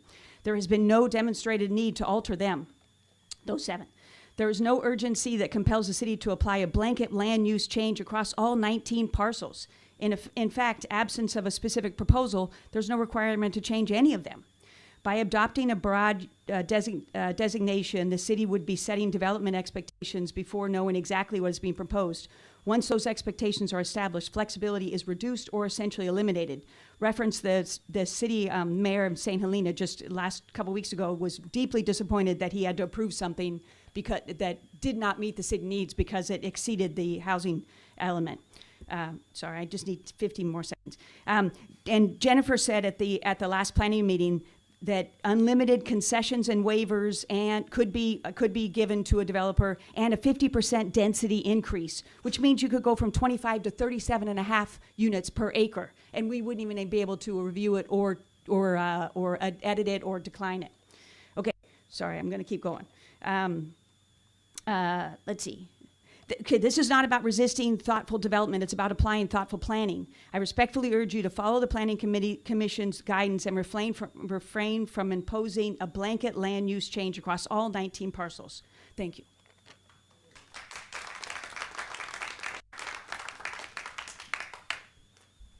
Good evening. Hi, Mayor Wellander and Council. My name is Becky Sager. I live on Wilking Way, and I'm going to be a little disjointed too because listening to this has made me think about a few things.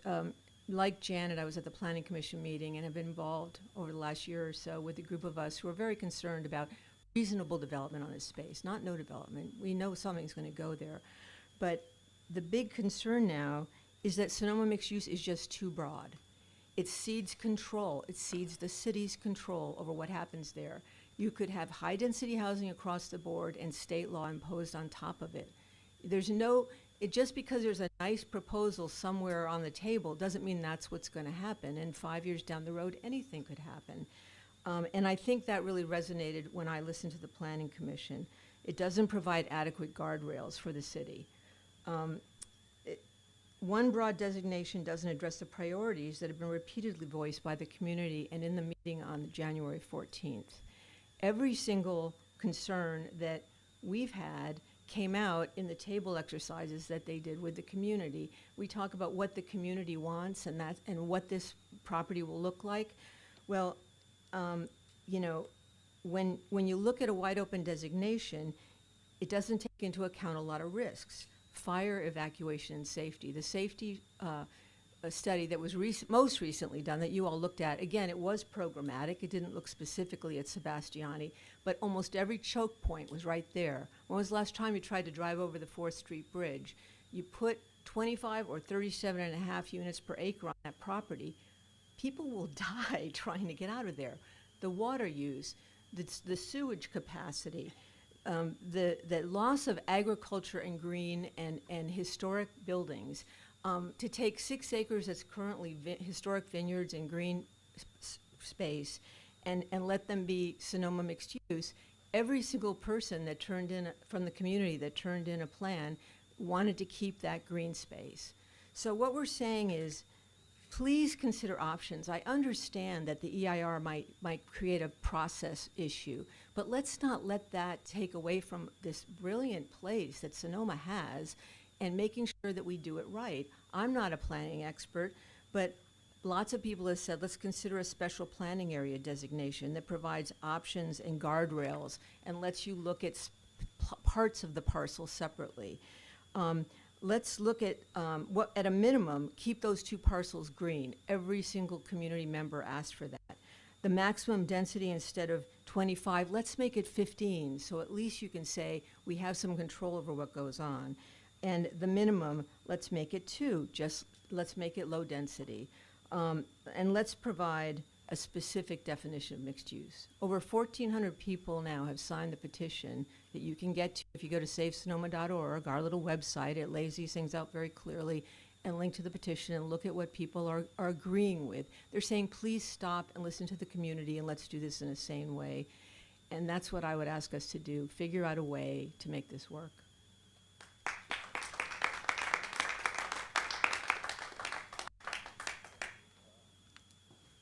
Good evening, Mayor, City Council members. My name is Amy Alterman, and I live on Wilking Way.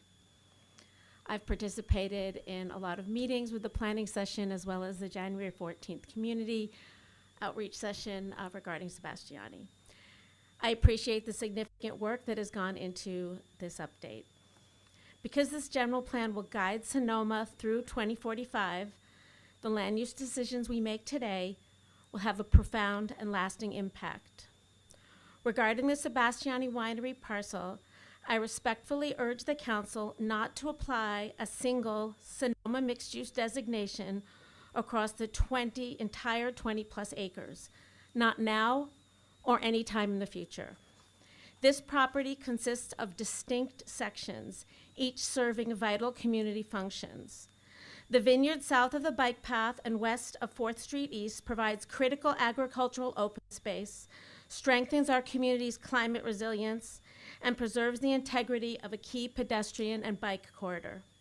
Arbor Park and Lowell Valley Edge supply valuable tree canopy and represent the only park access for that neighborhood. The Planning Commission recognized the site's significance and recommended either a dedicated planning process or consideration of specific project proposal before any land use designation changes. I support this approach, as there's no demonstrated community need or justification for a broad, one-size-fits-all designation. Furthermore, assigning a blanket mixed-use designation could have unintended consequences, including the loss of agricultural land, historical vineyards and buildings, open space, as well as increased development intensity without project-level analysis of water supply, groundwater recharge, traffic, and emergency evacuation capacity. I urge you to ensure the general plan retains the agricultural designation of the vineyard and maintains the park designation for the Arbor Park to provide enduring protection for these crucial community resources. Thank you for your time and consideration and for your service to our community.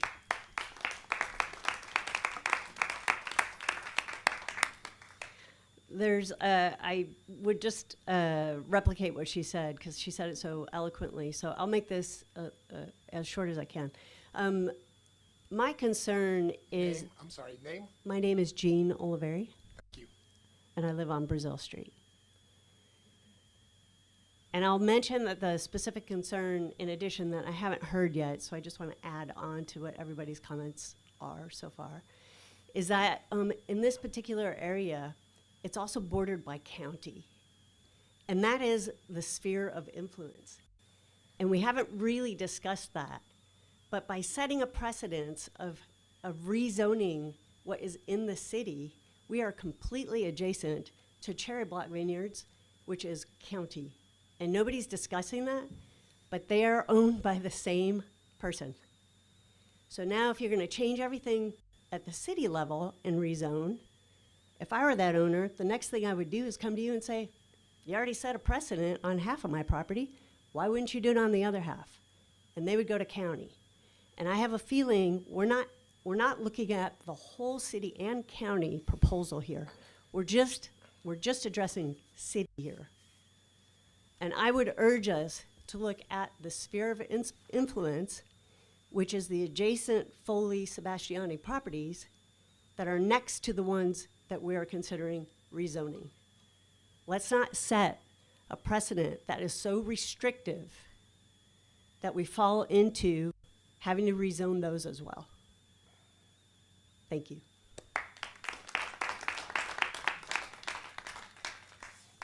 Hello, my name is Julie King, and I live on 7th Street, so I'm just on the other side of the city limit, so I'm the county. But I echo the comments that I've heard from the community in the past few minutes. I missed the Planning Commission meeting, so I was coming here thinking positively that maybe their recommendations, which I believe were to delay, the discussion of this property, and then either drive the zoning and the density from a project basis, or do something that makes more sense for this, what we've called heritage property. And so I favor that approach, but it's kind of not what I'm hearing, certainly from Jennifer, and I'm not necessarily hearing in this meeting. So I just wanted to emphasize a couple things. So I was living where I'm living during the fires when they came through, and it was horrendous. And it's a major artery for fire trucks, all the equipment trying to move up into the hills to keep the fires from coming down into the town.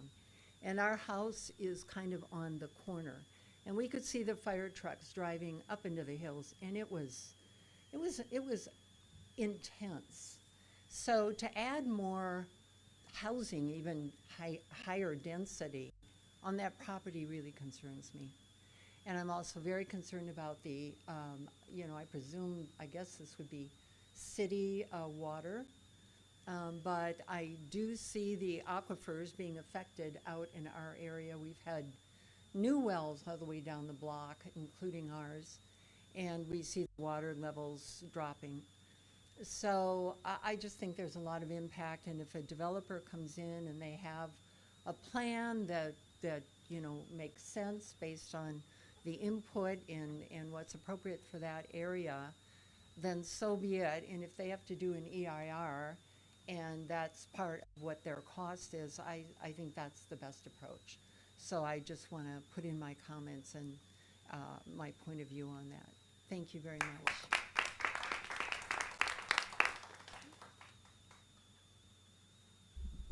Robert Demler, First Street West, Sonoma. Mayor Wellander, Vice Mayor Lowe, and council members, city staff, everyone here. Start smiling for a change. I am speaking for the Sonoma League tonight. I often do not and reference it, but I am speaking. We discussed this issue at a board meeting recently, and they are as confused as I am about this project. They don't understand why, if housing is such an issue with Sonoma, that the proposed rezoning is not residential at some level instead of mixed use. And secondly, they say, well, there's no project being offered at this point, so why do we need a rezoning of mixed use? And I think I said this once before in the city council meeting. God, yellow already. I had a Chinese boss once in my career, banking career, and his philosophy was, if there is no solution, there is no problem. Well, we don't have a solution. There's no problem right now at this point. And I think the league says, why don't you just leave it like it is and let it be the new term for me, project driven, and deal with it in the future. Otherwise, I mean, you're sort of opening the can or paving the highway for people to come in and say, oh, good, this is mixed use. So I wouldn't do that. Thank you very much.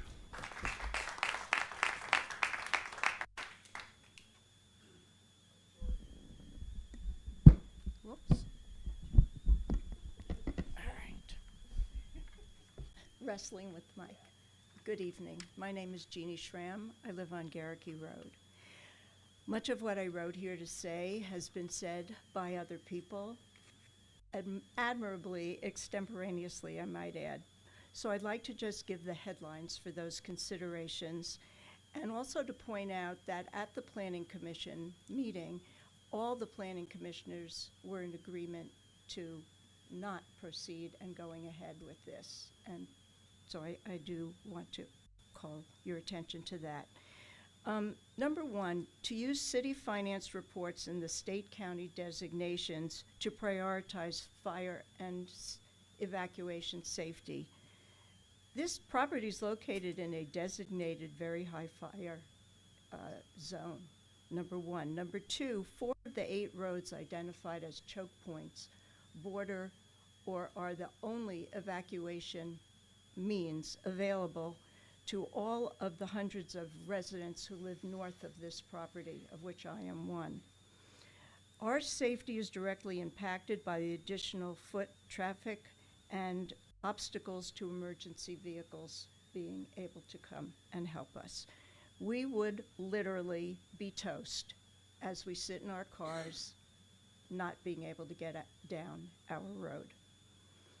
The second thing I'd like to urge you to do is recognize that the winery property, and this was said earlier, though it's the biggest one in Sonoma, it is going to set a precedent for the rest of Sonoma County, and everybody's going to be looking at what we do with this property and wanting to do that throughout the county.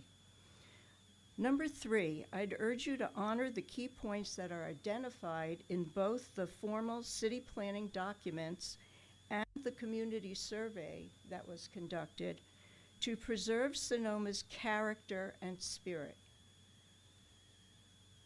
That's what brings people here to live. It's what brings people here as tourists.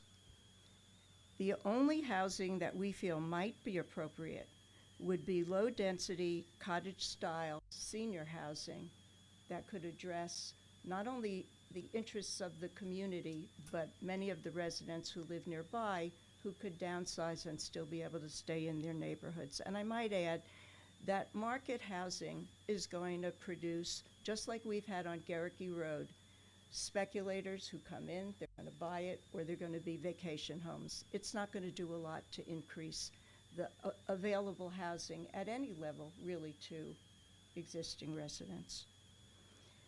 Consider the future of tourism, not the past of tourism. Any economic decisions need to reflect what drives the next generation of visitors to Sonoma, and the research reports that the trends are in experience-based travel, cultural authenticity, local interaction, and nature-integrated designations. And finally, I'd like to encourage you to foster a creative visioning around this property. I don't know if you've listened to the reports of that meeting last month, but there were some very exciting ideas, as well as little-known hidden impacts that were presented by experts in our community and just plain old ordinary residents as well. Sonoma and the Bay Area is fortunate to have successful creative financing models that are already operating here in town and in the Bay Area at large. We have philanthropists, sponsorships, and public-private partnerships that are worth exploring. One of the ideas that was also proposed was a community-based task force of such experts that could have community input and be more of a liaison with representing the community's ideas. So those are a few examples that would enable both financial sustainability and community engagement. Thank you very much. As you can see, I'm not very good at counting to 2, but I'm pretty good at counting to 3. So please respect that. Victor Conforti, retired architect. I think after listening to this, I have focused a little more on a very simple solution, which you've mentioned already, and that is to take the Sonoma mixed-use proposed zoning and just remove it entirely from this land use analysis. Because I think, as others have said, this is a very complicated condition that we have. It's a very historic, special place, and to rush into, I shouldn't say rush, but to move forward into a process that's going to, tie your hands, would be much better just to not have it there and allow a developer to bring forward a project where we can really examine it carefully. And if it's going to cause some problems with the impact report, as you know, the applicant pays for all of that, and the general plan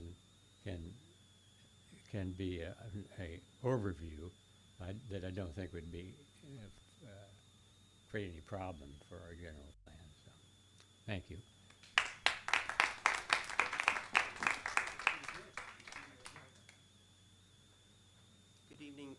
Wellander, Vice Mayor Lowe, council staff, Mike Menifee, Church Street. I'm on the other side of town. I'm just gonna give you a couple of my opinions. I don't personally think this town needs, this valley needs any more hotels. We can't possibly put a bed in town, or the valley for that matter, for everyone around the world that wants to come here. There's a reason they want to come here. And if we put a bed here for every one of those, there wouldn't be a reason to come here anymore. True. As I said a couple of meetings ago, my father was instrumental in saving the 2 fields in front of Vallejo's home.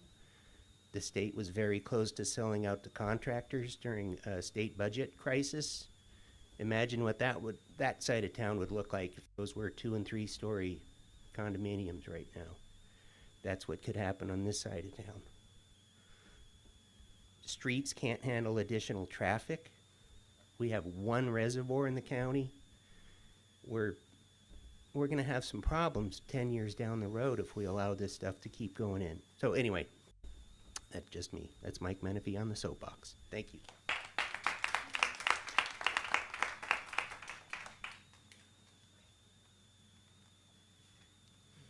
Hi, my name is Andrea Foreman. I live on Garricky Road. I really can't add to what so many people said, but I guess I want to bring in the feeling of it. I went to almost every public meeting that was offered, including the recent Planning Commission meeting. And it always, well, let's start with the last one. The Planning Commission meeting, as someone said, I left so enlivened because it felt like for the first time we were hearing from the officials what I have heard 99.999% of the community saying in the past 2 years of meetings, and here it was being reflected back. It was a significant, out breath. What concerned me the most was the unintended consequences of state regulations coming in where we would have no control. I'm not sure I'm going to remember the phrase, but developer concessions that I guess are part of that state that at the Planning Commission were acknowledged, that's probably going to happen. But it's not really put out in front there. So I do think there's going to be some regret if the designation is changed. Having the 19 parcels, some of which nobody wants changed, to change them, there was a lot of, to me, it doesn't make common sense. And the final thing is, if there is a reworking of the EIR and the developer has to pay for it, that doesn't seem like a big consideration for the city to have to consider, with all the other considerations of why it's good to pause, to stop, to think. And the last comment I'll make is the Planning Commission voiced that coming forward with plan-specific proposals is quite common. So it doesn't seem like this is an outlier. It seems like that happens, and maybe it's happened here. It certainly happens in other towns. So I still, after all this time, there's no checks in the favor, in my mind, of why you would just blanketly put a new Sonoma designation. I don't really know the backstory, but it seems like the only reason that's being proposed is because the developer wants it.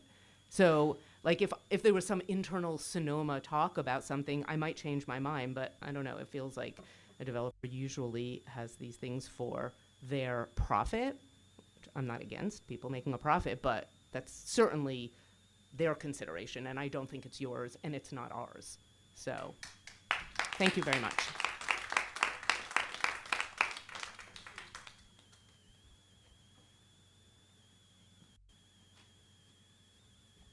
Hello, good evening. Carrie Gerster, I'm a Sonoma resident, and I don't have much to add, actually, to what everyone has already said, and so I had a pre-prepared remark, but everyone has already made these points very eloquently. I think I'll briefly highlight 2 things. The first one is that writing 7 to 25 housing units per acre in the general plan seems very ill-advised. It's effectively pre-approving a very dense outcome, and with state law, with density bonus laws and things like that, it can push it even higher, as several have mentioned. I do understand we need housing. I totally support more housing. I have no problem with that. Second, Sebastiani is not like a blank infill parcel. It is a very complex site, and I feel like we are losing sight of that as part of this process. It's historic. It's on the municipal edge. Most of the stuff around it is agriculture. It borders existing homes. Ton of natural constraints that have been discussed about extremely high fire risk, evac routes, water, etc. And so the blanket density range just doesn't seem to respect any of that. I am not a planner, but based on the options in front of us, I am tending to prefer the one that has been mentioned of just leave it and let the developers spend their time and money when they want to bring a proposal forward. But I believe, based on the Planning Commission input, that there are lots of other tools that could be used as well for a site that is this sensitive and large. Thank you very much.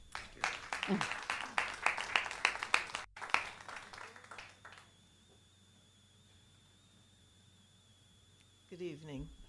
I'm Claudia Robbins. I live on the east side of, the west side of town, sorry, very far from this property. But I'm definitely opposed as a resident of Sonoma to a hotel. I'm not a hotel worker, but I'm opposed to a hotel on that property.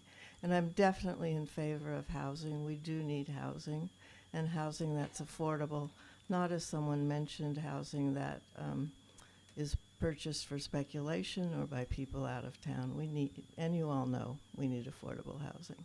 Thank you.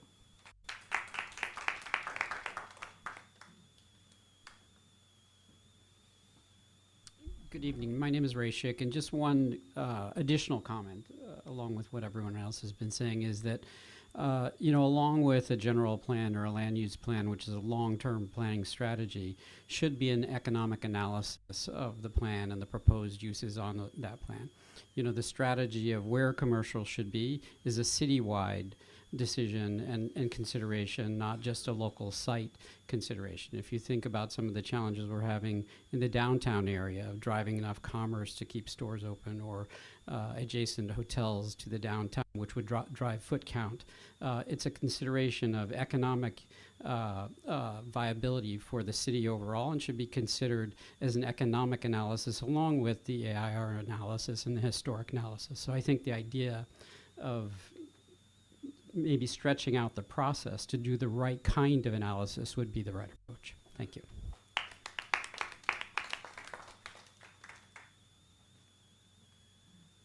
My name is Mitchell Price. I'm a resident here in Sonoma.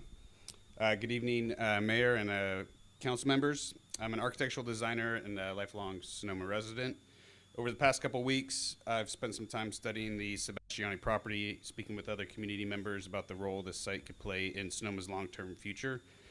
Tonight's discussion about the general plan and the future land use map is important because, as everyone's previously mentioned, the general plan ultimately sets the policy framework and that future that projects will rely on. Large, centrally located sites like the Sebastiani property, they'll evolve over time, but the direction we establish in the general plan determines how that evolution happens. For sites embedded within the established residential fabric, those decisions should reflect the physical realities of circulation capacity, evacuation planning, and the human scale character that Sonoma is known for. I also think that it's important to recognize that simply allowing more housing or even commercial or hotel, it doesn't always produce housing that serves the local residents like myself. In the general plan, that should focus on aligning the land use policy with the actual housing needs or other needs of the community. I'll skip over that. For this reason, I encourage the council to not predetermine the future of Sebastiani parcels through the general plan land use map. Instead, consider a separate planning process or a project-specific proposal so that the real impacts, intensity, circulation, housing mix, and historic preservation commitments can be, or those commitments can be evaluated transparently. Sonoma's character was not created by accident. It was shaped by deliberate decisions about scale, stewardship, and restraint. Oh, 1 second left. The general plan and the land use decisions we make today will determine what ultimately gets built here. Thanks. Appreciate your time. Thank you.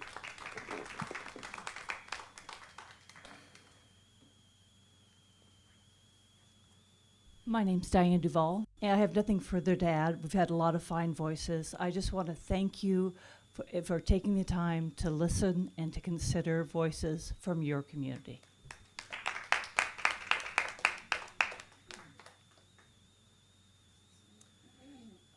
Good evening, Michael Woods. My office is at 846 Broadway, and I live a few doors down from Robert on First Street West.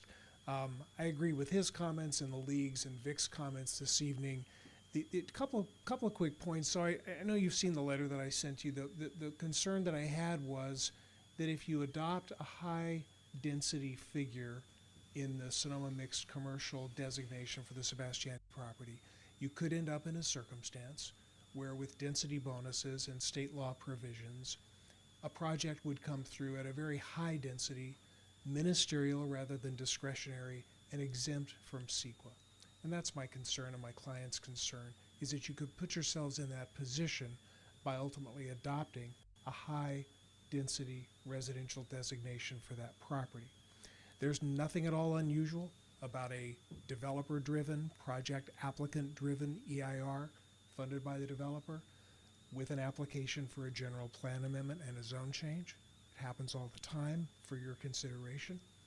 And finally, I represent First Congregational Church. I'm not authorized to say anything on their behalf this evening, so this is just from my observation.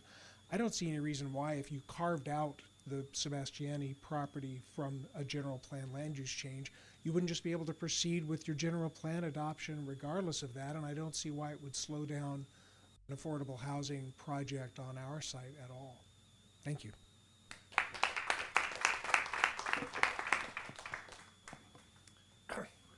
Okay. Waiting to the very last. Well, have a lot of comments. My name's Joe Cuneo, live on Level Valley Road. I have comments about Sebastiani property, but limited on time, so I'm going to talk about 577 Level Valley Road. I'm the applicant for that property.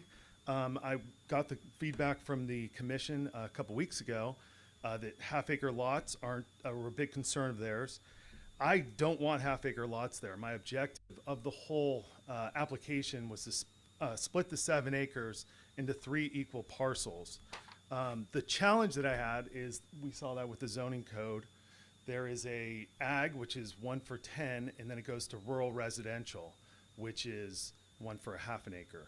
So that's why I'd like to propose a new zoning code called Sonoma Agricultural Residential, or call it whatever you want. Unlike Sonoma mixed commercial, which is very unclear and vague, and we don't know what it means, and there's 1,500 opinions on what it should be. I would like agricultural residential to be identical to rural residential, word for word, every bit, just cut and paste. The only difference would be, instead of a half-acre parcel, it could be a 2-acre parcel. The reason I think the city should consider this is that 5 of the 6 surrounding parcels, with the exception of Cherry Block, are already zoned that way, 1 house for 2 acres.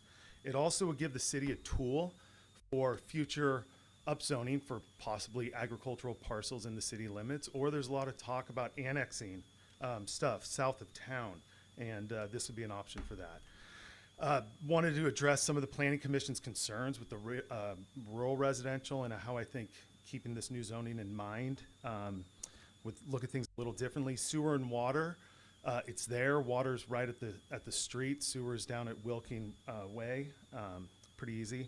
Drainage, there's a solution that already exists. There is a culvert that's buried at Garricky Road and Level Valley Road. It's a very dangerous spot when it rains for people, pedestrians, cyclists.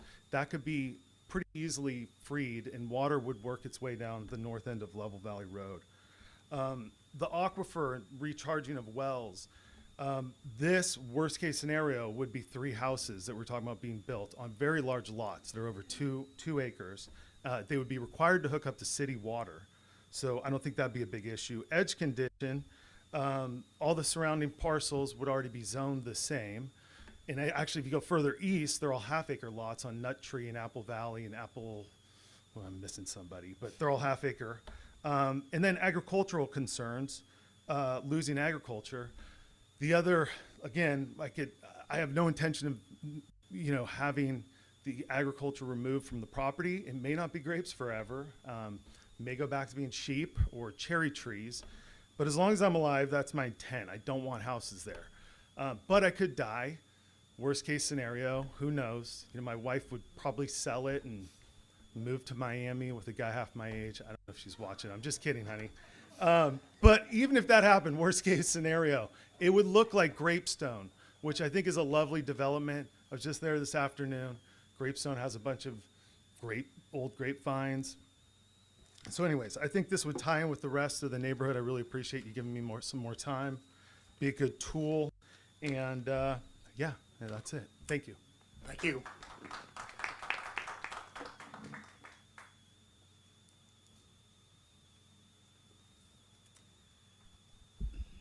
Good evening, City Council members and Mayor. My name is Pat Summers. I live on Garricky Road. I am a board member of the Garricky Road Fire Safe Council, and of course have all of the concerns that other members of the community have expressed about evacuation and so forth. I want to applaud everyone who spoke here tonight on behalf of this project. I agree with everyone that the mixed use should be nixed. I'm wondering, I just have a question, how that ever even got on the agenda.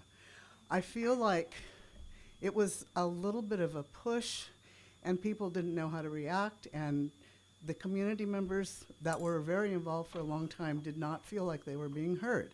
So I just feel that we need to be very careful with this community being such a incredibly valuable place on earth about how we develop it and not to let it be overdeveloped.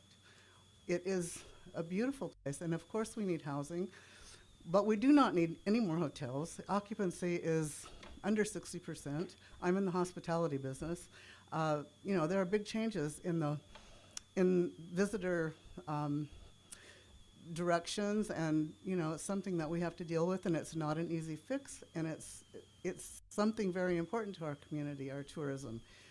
But building more hotels is completely unnecessary, in my opinion. We already have one approved right off the plaza there, Darius Anderson's place. I don't exactly know what's happening with it, but I feel that that would be complete overkill to have another hotel, and it definitely not at the bottom of my road, where we would never be able to get out of there and if we needed to be evacuated and had a hotel full of people plus a lot of new residents. Let's be sensible. We also, in my opinion, do not need any unknown commercial places. Who knows what they would be? Burger King? Who knows? We don't need that in our rural area. We need to keep it beautiful and charming and conducive to both our residents and our visitors. So thank you very much for your consideration. Thank you.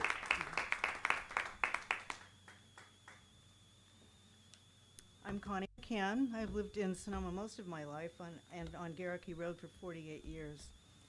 And I attended the January 24th meeting hosted by the Sonoma Planning Commission,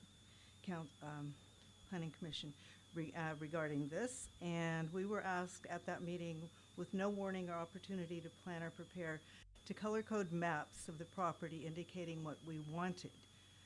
And some people who participated didn't even realize that this development was not a done deal, and felt that they were required to include all of the elements, including hotel, commercial, residential, open space, parks, agricultural.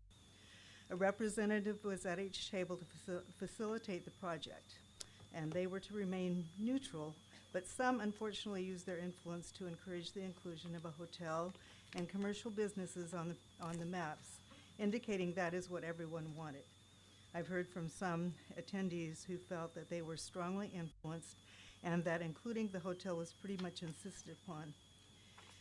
So I and some others who attended the meeting feel that asking the Sonoma Valley residents to put their preferences on a map even though no rezoning or any part of this project had been approved, was misleading and indicated support of this extensive, aggressive, and inappropriate plan for overdevelopment in our rural, historic, fire-sensitive area.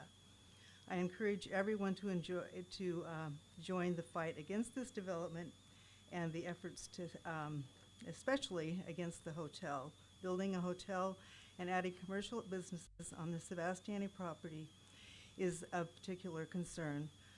With the annual lodging, which was just mentioned, down, and empty storefronts on the plaza, the heart of the valley, our community does not need additional short-term lodging or commercial space spreading out on the west rural east side of town.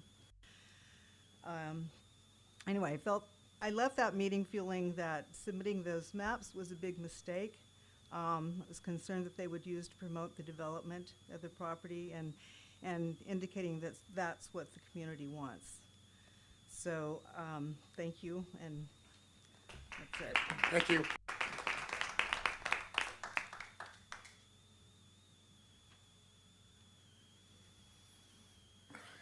Well, I do not see any more movement at this point. So with that in mind, I will close the public session and bring it back to the dais for questions back to staff, and then from that, possible discussions on where we go from here.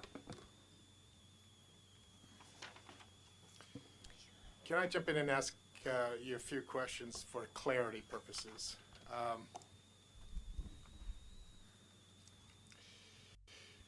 If there was, is it not the responsibility of our consultant, who has been charged with looking at the update of the general plan, to look at the entire 2.75 acres of our city as far as what is currently there, what could be there, et cetera, et cetera?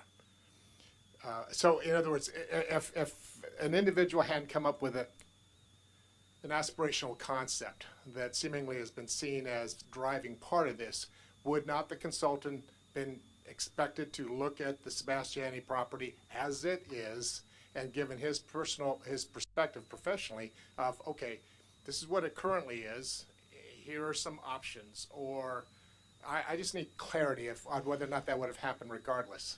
Okay, so what a consultant with the general plan update process does is rely on, first, the visioning and what we talked about, what our goals are, and then relies on direction from planning commission and city council of what that looks like as change. So if we said, you know what, we really want to look at where we could put a hotel, then yes, that's what he's going to look to do, and look at land that's underutilized, et cetera. That's what we do with the housing element. We look at underutilized lots, and or lots that could be changed due to what's going on, maybe economically or whatnot. So, or vacant, right? And so that's what we looked at too with some of these other aspects of like where to put affordable housing overlay. And the Staples lot was because if it's Staples and extended over, is because it's an underutilized section. And has development potential. And so what do we want to see there? If we want to see more affordable housing, we're going to stick that there. So. Okay. My next question is to get clarity from a comment that came from the public.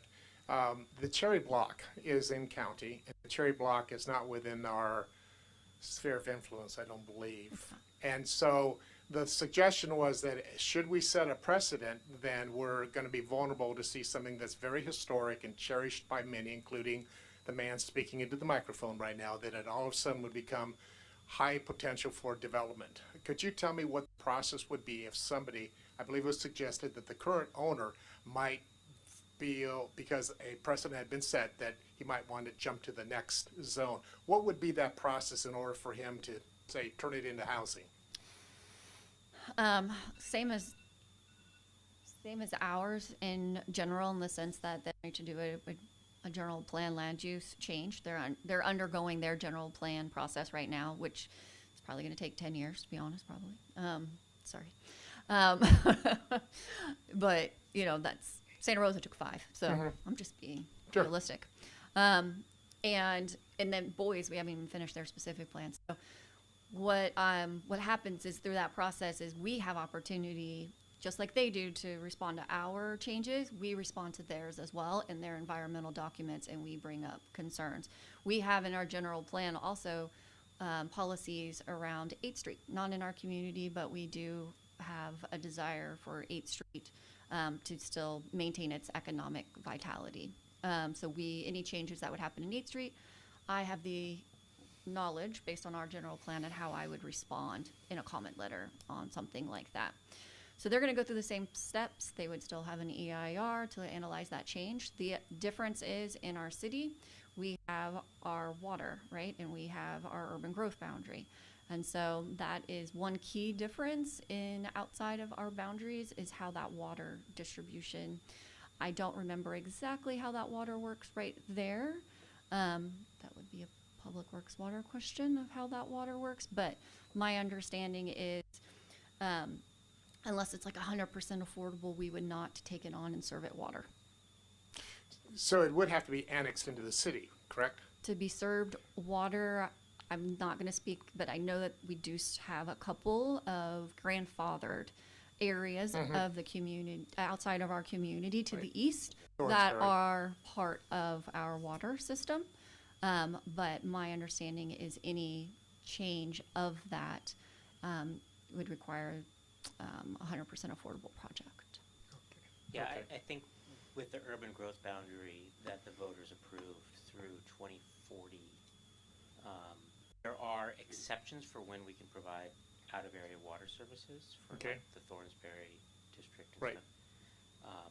So those wouldn't necessarily need to be annexed if they fit within the limited exceptions to providing water under the urban growth boundary. So conceivably, that could be developed in housing and not be annexed into the city and just be a county development. Is that correct?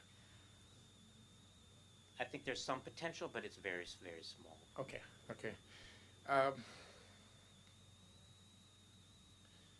I've got more questions, but I'll let my fellow councilman ask. So I don't have any questions. I'm just going to wait for discussion. So. Okay.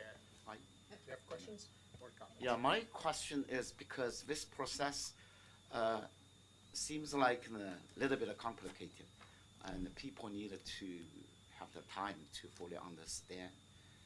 And I think right now we send out not a correct message to our community. For example, today we see the hotel and workers came because they were thinking, oh, this is a done deal. Actually, not. So I think community and the feeling is important. We need a time to educate the people, and then fully understand, and then we can get it together. In this way, in the future, if whatever we made a decision, and rezoning or not rezoning or support a developer, the new project, and it's easy for us. And also, I feel today I feel very encouraged today. All on the community, they are very reasonable, educated, and making the comments, and they support housing. That is our city council's goal. Excuse me, Jack. Do you have questions at this point? Because this is where we haven't quite opened up discussion. So the my question is, how, we can, gather more time, let the community understand, not just let our city council made this difficult decision. I believe commissioner in the planning commission, they have more knowledge than I do, but they couldn't make any decision. And then let us, I really not feel uncomfortable. So that's the reason we need to study more, and then how, if we have this kind of, suggestion, this kind of a plan, how you can, work. Sorry, Okay, I didn't hear a question, but that's okay. My question goes back to one of the greatest concerns I've had listening, but not being able to comment for the last year and a half about the the community's fears is one is the density, and what elevates that fear is apparently the reality that Sacramento has allowed for there to be density bonuses. So as I look at what has been proposed, and I look at if we want to change it to mixed use, and we know that there's an opportunity for a housing component there, I'm very nervous about the idea of the proposed 7 units to 25, because as I understand it, based upon these new draconian laws, that if a developer comes in and offers 100% affordable, that he can literally double it. So that would take it from the worst case scenario of 25 to 50. So I would not be in a position tonight to even want to consider anything like that. If I'm going to consider anything as far as this designation, I would want to bring that density number down significantly, so that if it was a worst case scenario where it's taken out of our hands, I'm talking about I could probably have a discussion about 10, and then if it could be doubled to 20.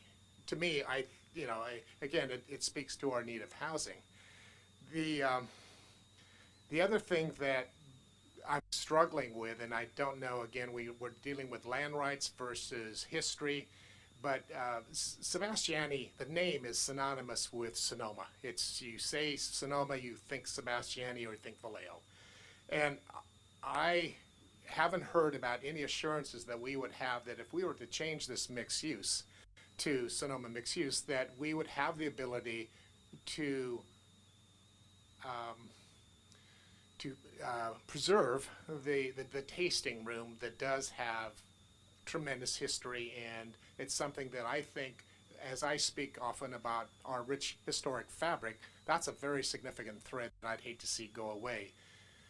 So that is a concern that I have. And I guess the question, so I'll go back to that. Is it possible to lower the densities to something that is much more palatable in my mind, and do it with the assurance that it truly is going to offer us more security and less vulnerability to what the state wants? Okay. How's that for a long-winded question? It's fine. I'll break it up. Can we amend this? Yes. Can we change it? Yes, because we haven't studied. This is the editing time. This is why we brought it forward to Planning Commission as part of the land use element changes. That's why we had the community meeting, now that we had the draft element and those components.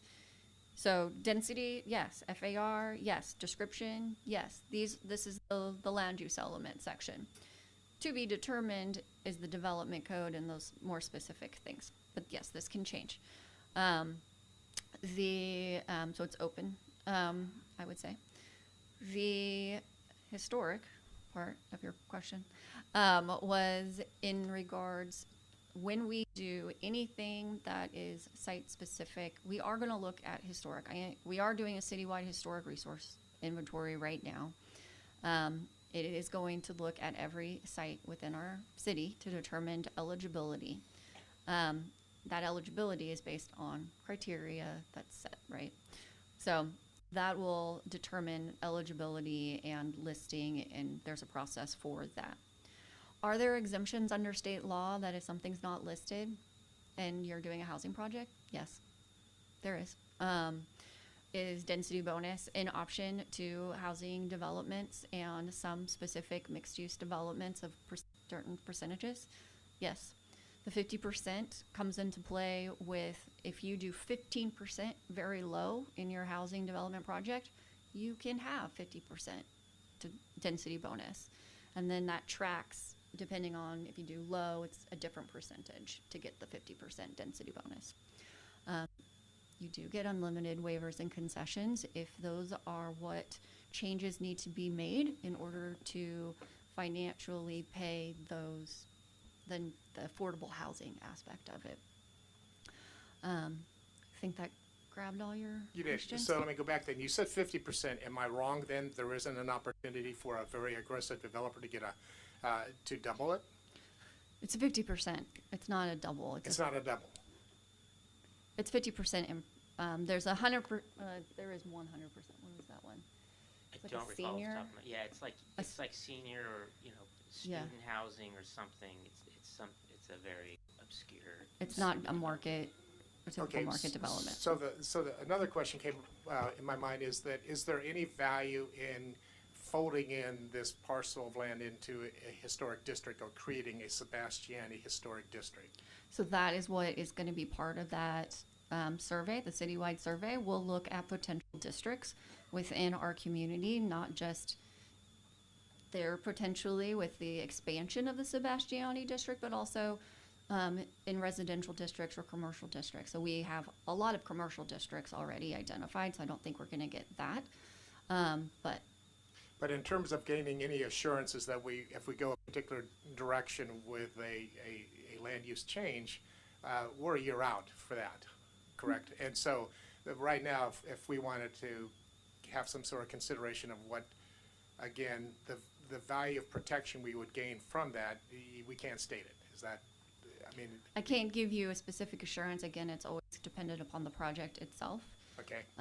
But if it is a mixed-use development project, we are going to look at it, because that exemption, though, that I'm specifically referencing, that's about listing, it's about if you demolish something that is listed, then you can't apply this exemption to a housing project. If we're talking about a mixed-use development project, that's different. And then there's also AB 130 doesn't apply if it has a hotel associated with it. So each one is very specific to the type. Okay. And I believe the question is also just a verification that because of the rather unusual configuration of these 17 lots, the idea of being more specific with a more definitive land use designation rather than having it all general is right next to impossible, is the question? Because, well, that may not be fair, but remind me what it would take. So,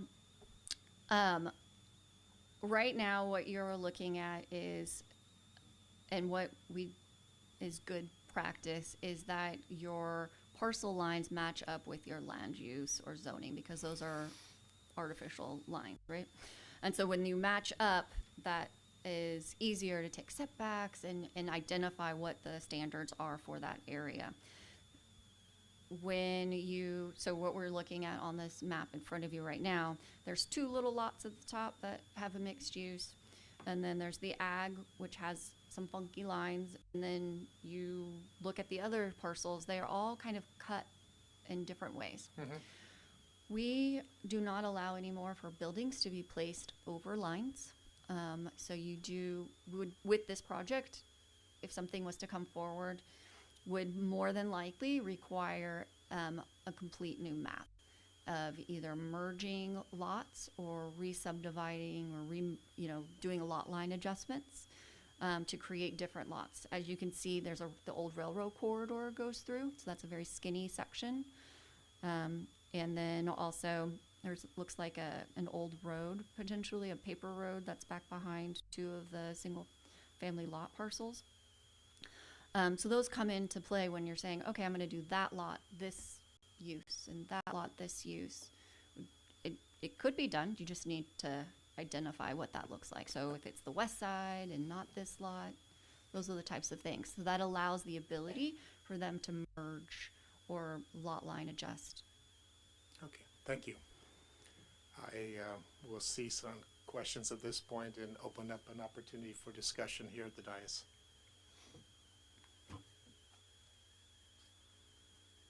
Can I say one thing before? Absolutely. Thanks.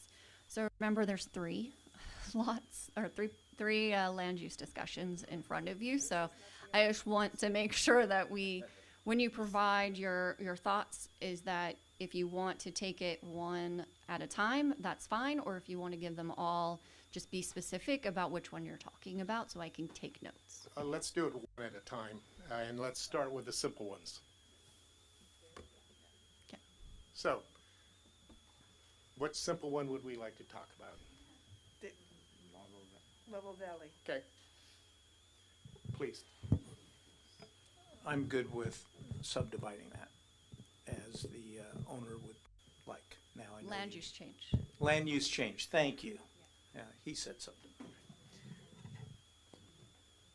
I'm also good with that. I think that's fine.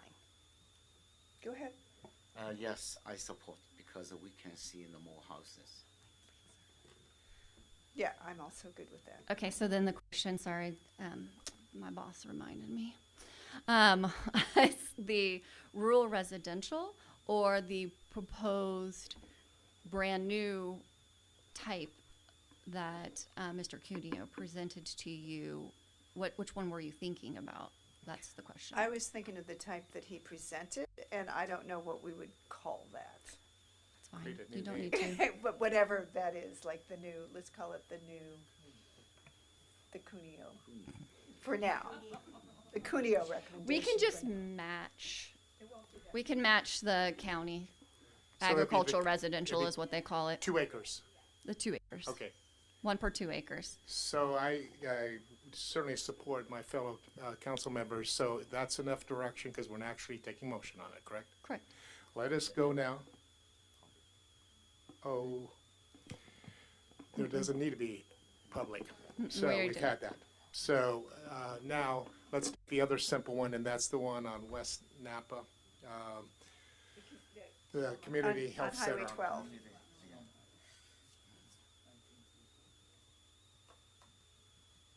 So any comments, any Oh, thoughts? can we put that one up too? The one on, oh, there it is. Oh my goodness, it's right in front of me. I mean, this seems to me like a reasonable request. I mean, especially since we're able to deal with, we're lowering the housing element, but they're gonna be doing other aspects there. That's gonna be community health benefits. So I think that this makes sense to approve this as well. Concur. Absolutely. Thank them for doing this. This is awesome. Yeah, given the value that the Community Health Center provides right now, anything to strengthen that, fully support. So no more easy ones. Okay, back to the Sebastiani property.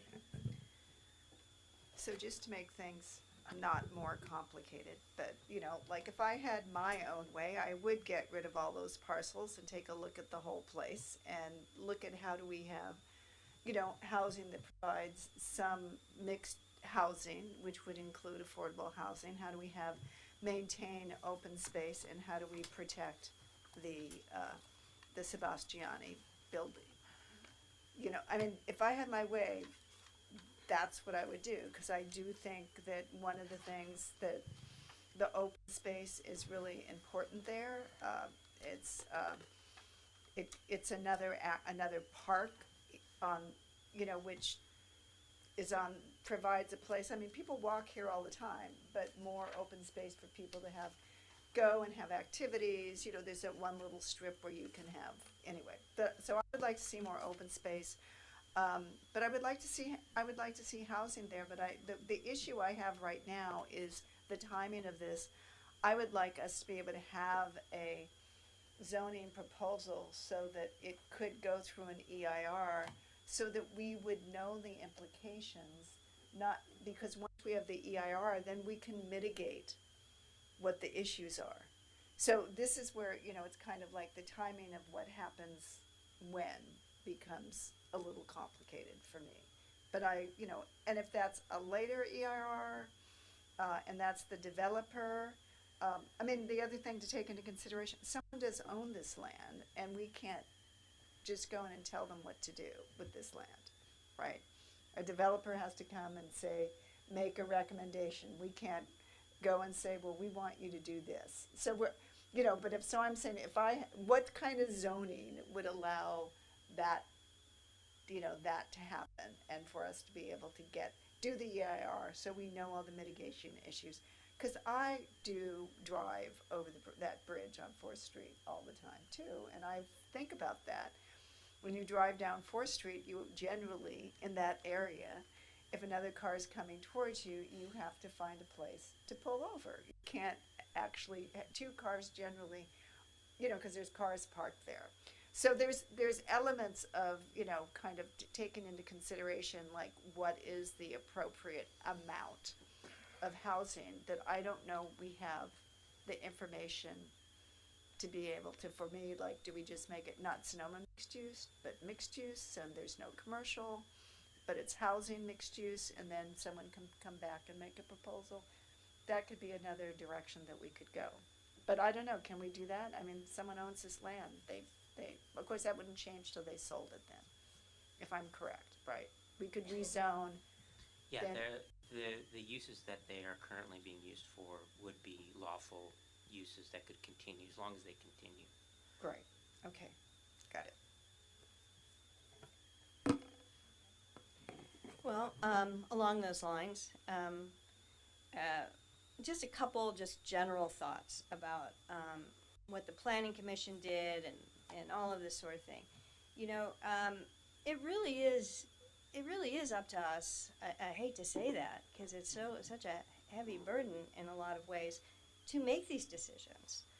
And I'm someone who would rather have the ball than kick it off. You know, that's who I am, right?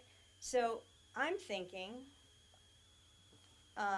if we don't do anything, and someone comes in with a project and we absolutely hate it, then we're in a big fight over everything.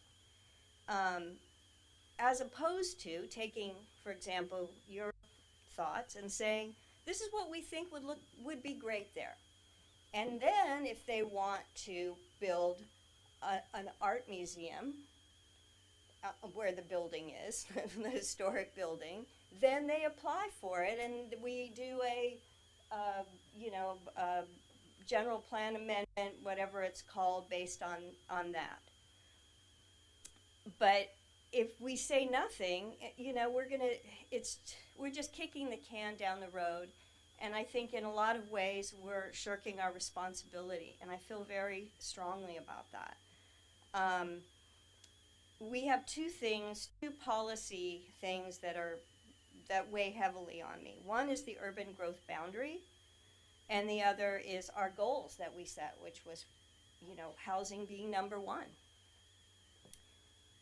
It's hard for me to look at property and then go, well, you know, let's just see what they come up with.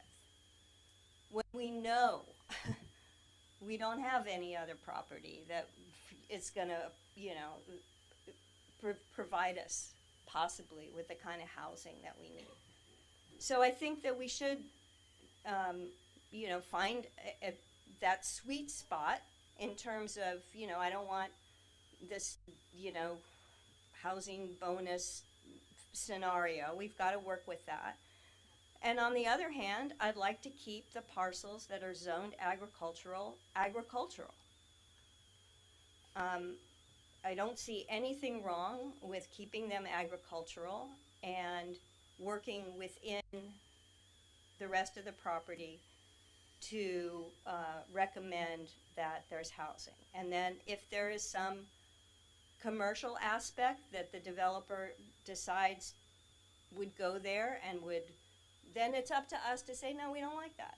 And then we can turn that down. But it seems like, when are we gonna have an opportunity to say, there's a place for housing, we'd like to have some housing there, please?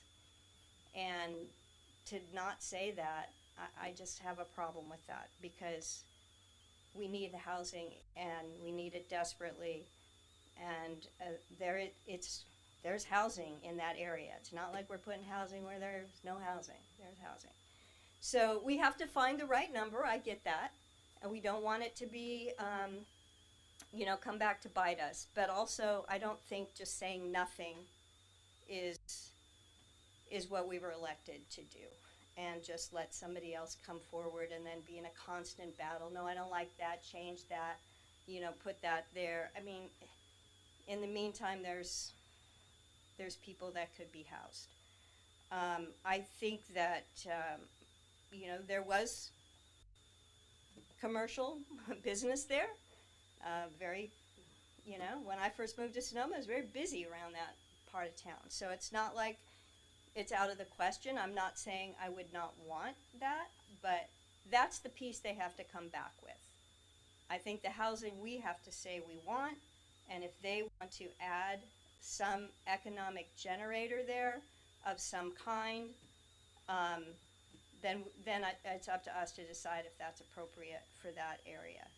And I'm not partial to having a hotel in that area. I think there's other things. I would love to see something that fits with the community and provides some economic incentive to the area that people would like.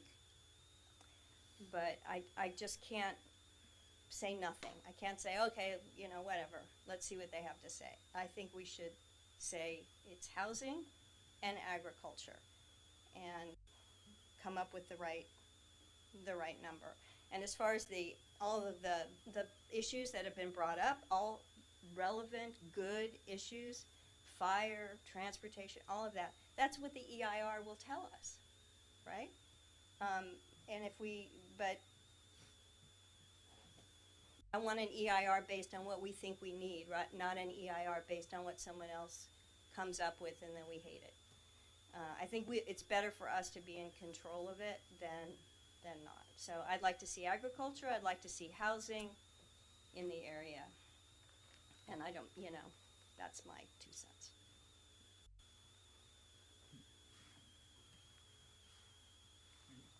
Go ahead. Go ahead, Joe. Oh, okay. Yeah. And when we have difficult time, yeah, we should review our history. Here, I like to share with everyone our fundamental, that is 2020, Measure W and UGB proved by 79% for our local residents. And because we support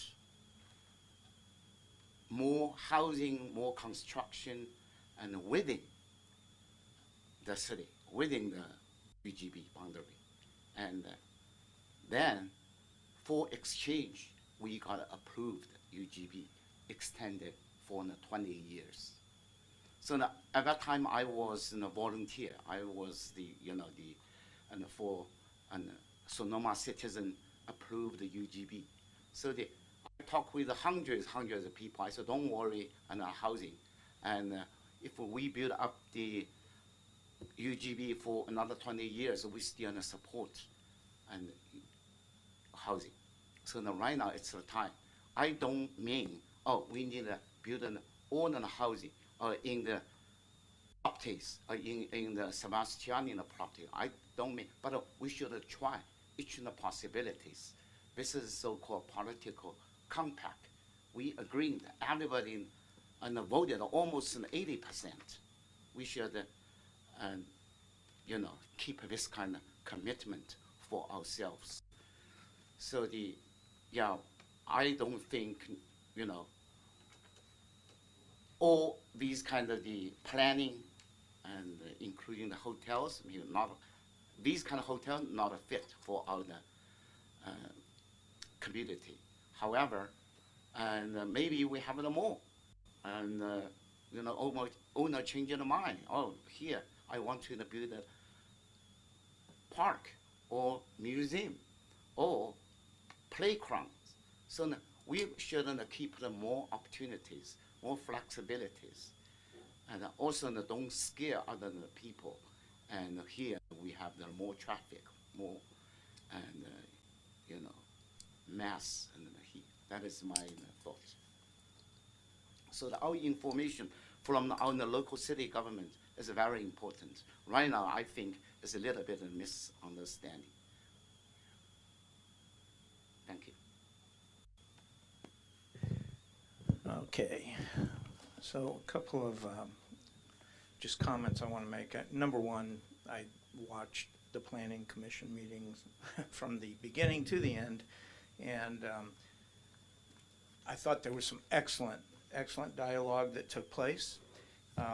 Unfortunately, I felt that there were some decisions that could have been made, and they weren't. And there was a desire to continue the conversation, and that, I call kicking the can down the road. I believe in property owner rights. You know, if you own a piece of property, you should be able to develop it within the law, whatever the code might be. So as I looked at this issue and have studied it now, I see, for me, there are three different ways to look at this. And one is to continue with the mixed-use rezoning, but clearly there are some problems with that. And does the entire area need to be rezoned under mixed use? The city council's goals for the 3 years I've been on the council has been housing number one. I think housing is an appropriate use for this. I understand the density issues associated with the builders, whatever it is. Remedy. And so anything that we, you know, a builder's going to want density. If we want it to be more affordable, it's got to be dense. And so I'm not sure that's really what this parcel calls for, or parcels. And so I struggle with that. And quite honestly, I keep coming back to, we're doing a lot of work for a project that doesn't exist. And I don't know that I have a problem with keeping this agricultural winery and letting specific projects come forward and respecting the process of the Planning Commission to do their job and work with developers on projects so that we can achieve some of our goals. So I'm landing on leaving this zoned agricultural and look forward to specific projects moving forward.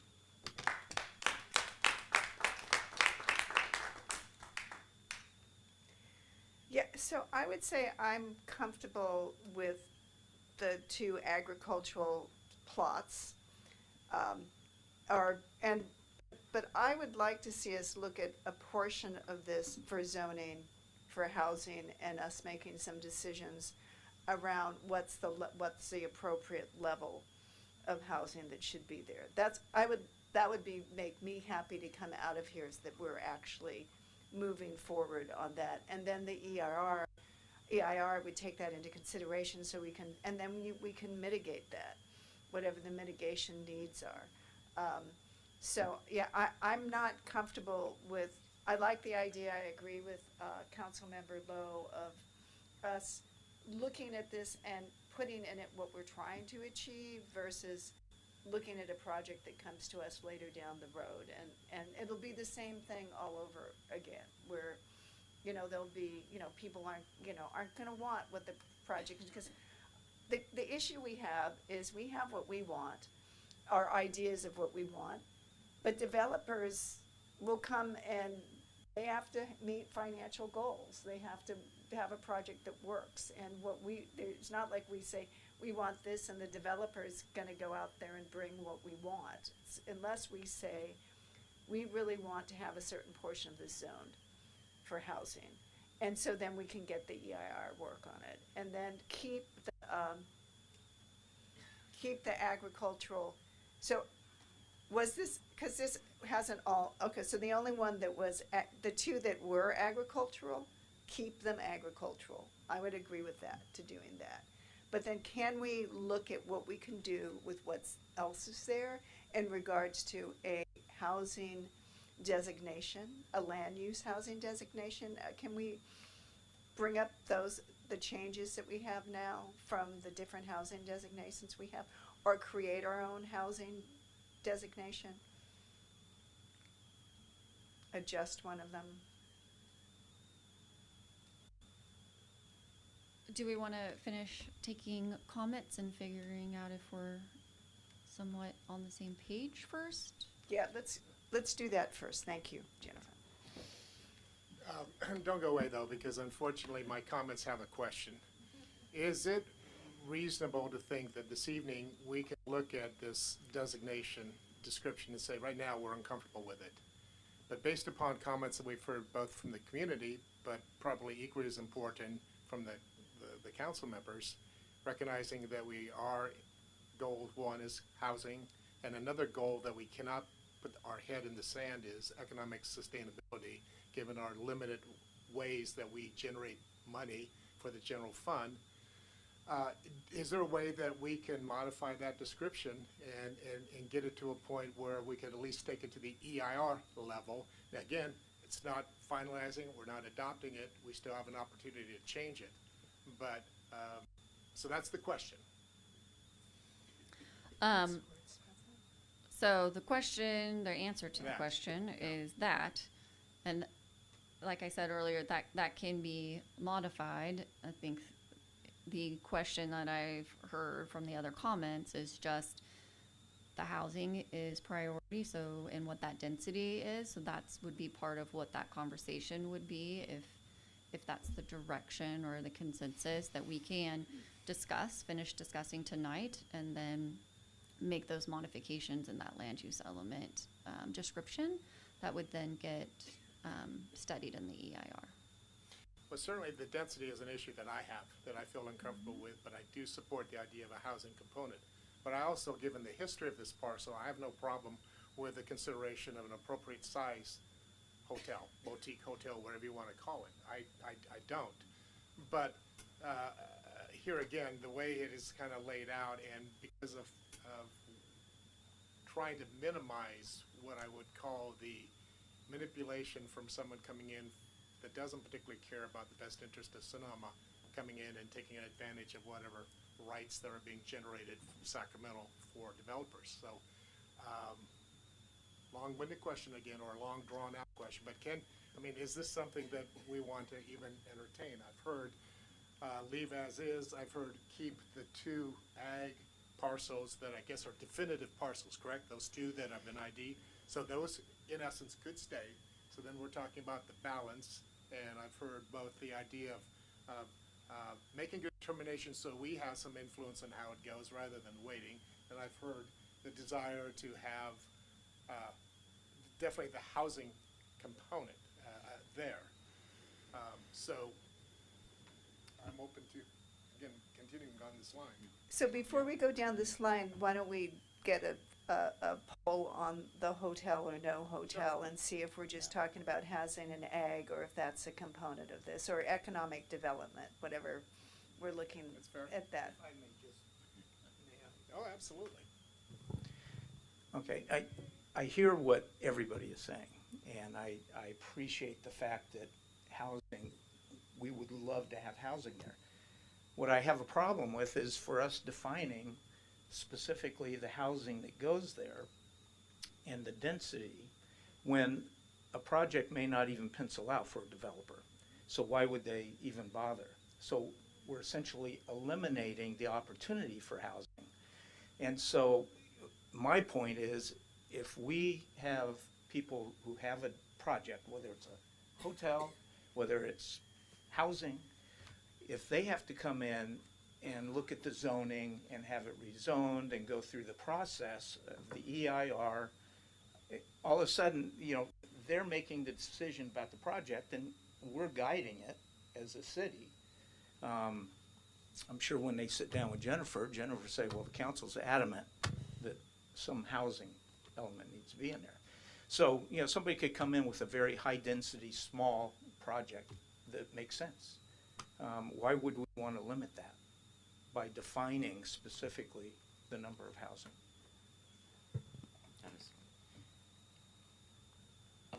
I agree with you. So right now, we just only have the one developer and the interest to propose something. They in the paperwork, they in the suggestions. Yeah, we keep as is, and then we are waiting for more projects. They are interested to see if they are the fit for our needs. So that's my design. I want to see those kind of developer, they use the smaller units and really help out the local people. Yes. Mr. Mayor, Yeah. if I to just riff off of John's statement. I hear what you're saying, but I think that Jennifer will absolutely relay, you know, they like housing, they want low-income housing as part of it, has to be part of our goals, blah, blah, blah. They may come back and say, well, the only way we'll do that is to have a hotel. And so if we don't want a hotel, that's kind of where I was going with this, by saying if we put it all housing, and they say, well, in order for us, you know, won't pencil out unless we have this, then at least the ball's kind of in their court to come back with either, you know, we've got to do this much market rate or, you know, something else. Then we can have a conversation about it. I just feel like if we leave it too open, they'll say, great, we'll do housing and we'll have a hotel. And then we'll sort of defeat the whole purpose of what I think people were talking about when they were saying, well, let them come back with a project. They're going to come back with a project that is not going to be acceptable. And, you know, I think it would be better to modify the housing part of it than have to have the bitter pill of saying, yeah, well, we'll do it, but we have to have a hotel. So I was trying to get past that. And, but, you know, but with the recognition that they could say, you know, we heard loud and clear you don't want a hotel there, but we have something else that we could put there that would be economically viable and, you know, take a look at that. I don't know what that is. I said museum because everyone was talking about art tonight, and I thought museum would be a beautiful thing to be put in that old Sebastiani building. But they may come back with something that is viable for the area and less dense, obviously. And so that's where I was thinking. I think it's very difficult. I think if we do nothing, then we just kind of, we're going to be back and forth forever. And if we do something, we're going to, you know, we're definitely going to piss off somebody. But at least we're going to say what we think should, you know, would be helpful to the community, in which case, in my mind, it's housing. So that's all. But I hear your point, John, and I don't necessarily disagree with it. I just think that we'll end up back in the same position we're in right now. Okay. Yeah, and I understand, John, your Councilmember Gurney, your point as John. well. I mean, it really, I mean, it definitely, we understand that we, you know, their developers have their constraints of what they can do and what they're willing to do, and we have to think of putting something out that actually is potentially going to be viable for something for housing in the future, right? That would be my goal. So, is it possible, like, for us to say, we want to keep a couple parcels agriculture with the hope there end up being kind of open space? That's kind of my hope. They're either like ornamental agriculture but partially open space where people can be parks or other activities for people to participate in. Is there a way to do that around those? I mean, someone could come and request that. But then let's look at the rest of it, of like what would be an appropriate, because we have a number of different housing designations. What would be an appropriate designation to put out that then we could run through an EIR? So is it, you know, and because I think it would be good to have, when I think of mixed use housing, because I prefer mixed use than all affordable, I think communities are stronger when you have people living in communities that are of different income levels.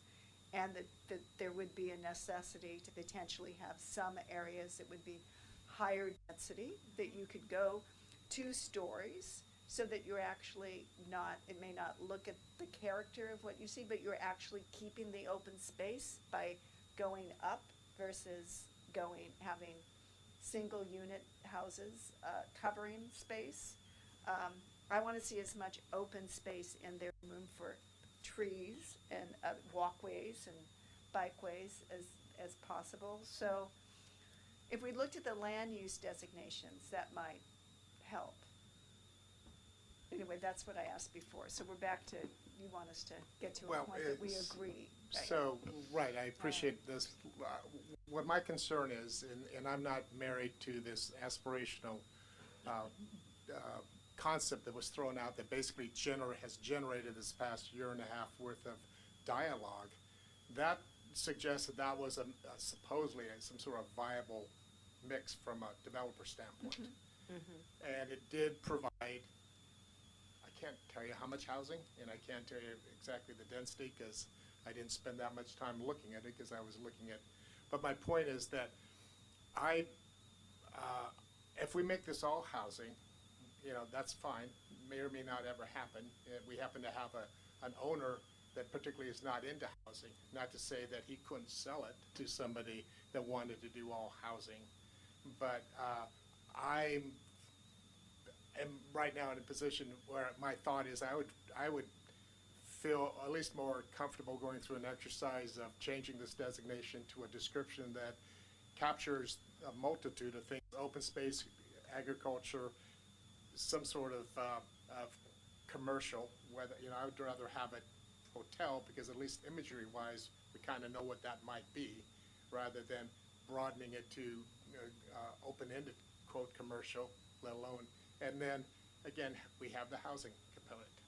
So that's and I don't know. I haven't got an answer from staff whether or not we can tweak it down, such as the densities can bring it down to something that is a little bit more palatable. Would that be enough housing if we change it? I do support the idea of having a variety of housing. I think that to me makes a rich setting. It makes a much greater community than to go with all one style. And that's where I would think a good developer would look at this and say, well, I want so many houses of this type, townhouses, duplexes, fourplexes, whatever, a 3-story.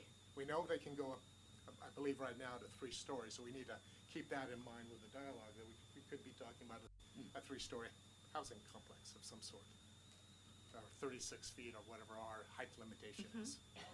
But again, and that's where I kind of was going, was that if we gave a new definition of this Sonoma mixed use, where it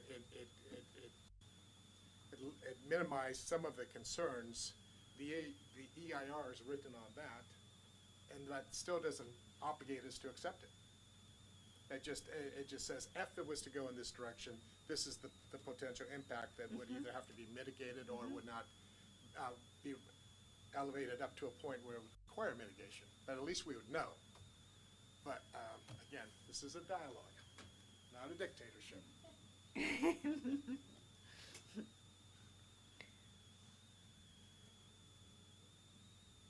So. And I will say the only thing I would say about the project or whatever one, I see that that's an idea. I've never seen it as like really a development project that someone's presented to us. It's kind of it's a concept. And it's a concept that JJ's told us that he has not done the financials for. Right. So there is nothing that says this is possible. Okay. Sorry. I know you couldn't help yourself. Yeah, it's okay. Notes, and I can't wait for the last When it's after 9 o'clock, things happen. I hear all. I was going to say I don't hear a consensus here. I hear a lot of pieces that people agree on.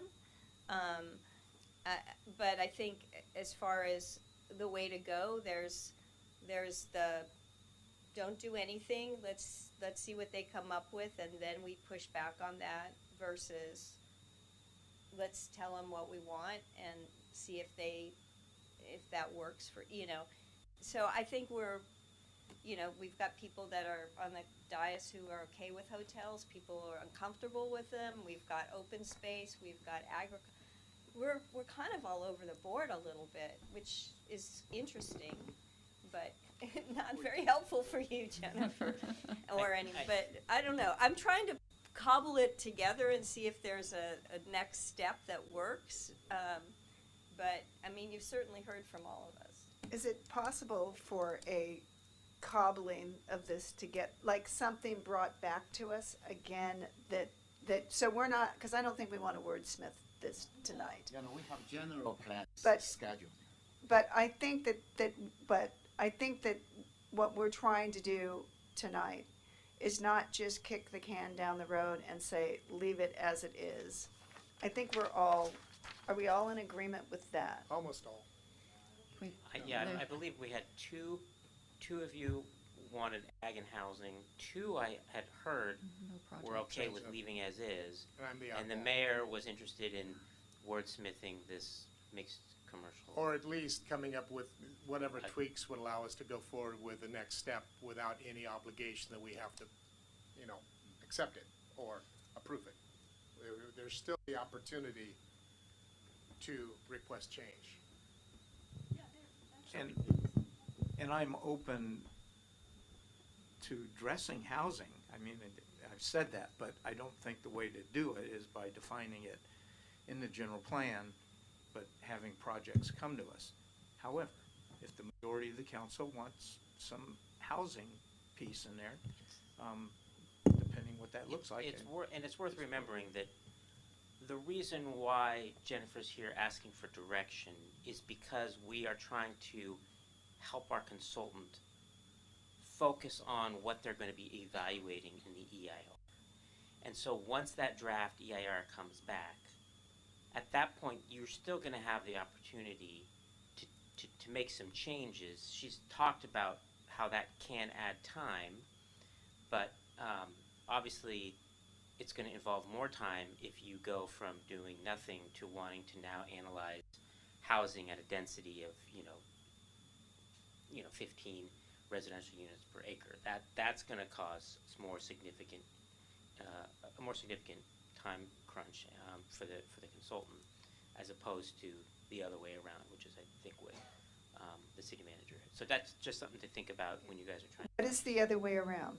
Where you say, no, why don't you analyze all of these impacts now in the EIR, and then later if you decide, wow, those impacts are immense and that's not really the way we want to go, let's decide not to move forward with the proposed new land use for the final general plan, and so now consultant go back and revise it, essentially kind of down zoning, essentially back to what it. And I would be comfortable with that if indeed we change that density. I don't want an evaluation of 25 give the potential for a bonus, so I would at least feel comfortable if that was modified to 7 to 15 max, and then have an opportunity to see what does that end up looking like in terms of from an EIR standpoint. Yes. Just for clarification, so essentially what you're suggesting in the first comment that you made by going with the mixed use is that you're taking the worst case scenario and evaluating that, and then you can always back off that. Correct. Okay. Thank you.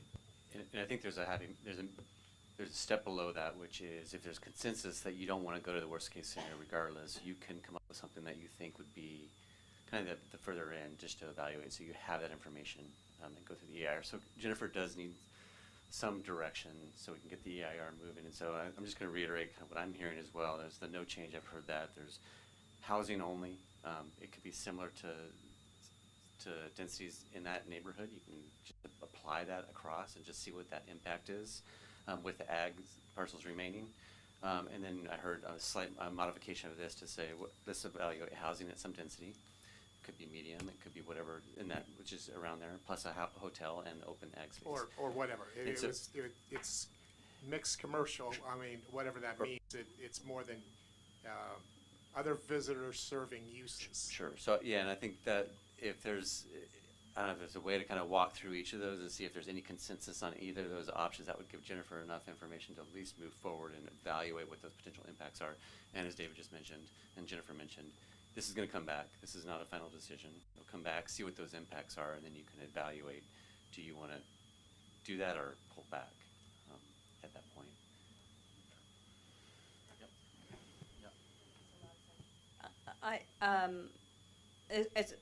There's two things with the housing. One is, yes, the same in the area, but I would look at like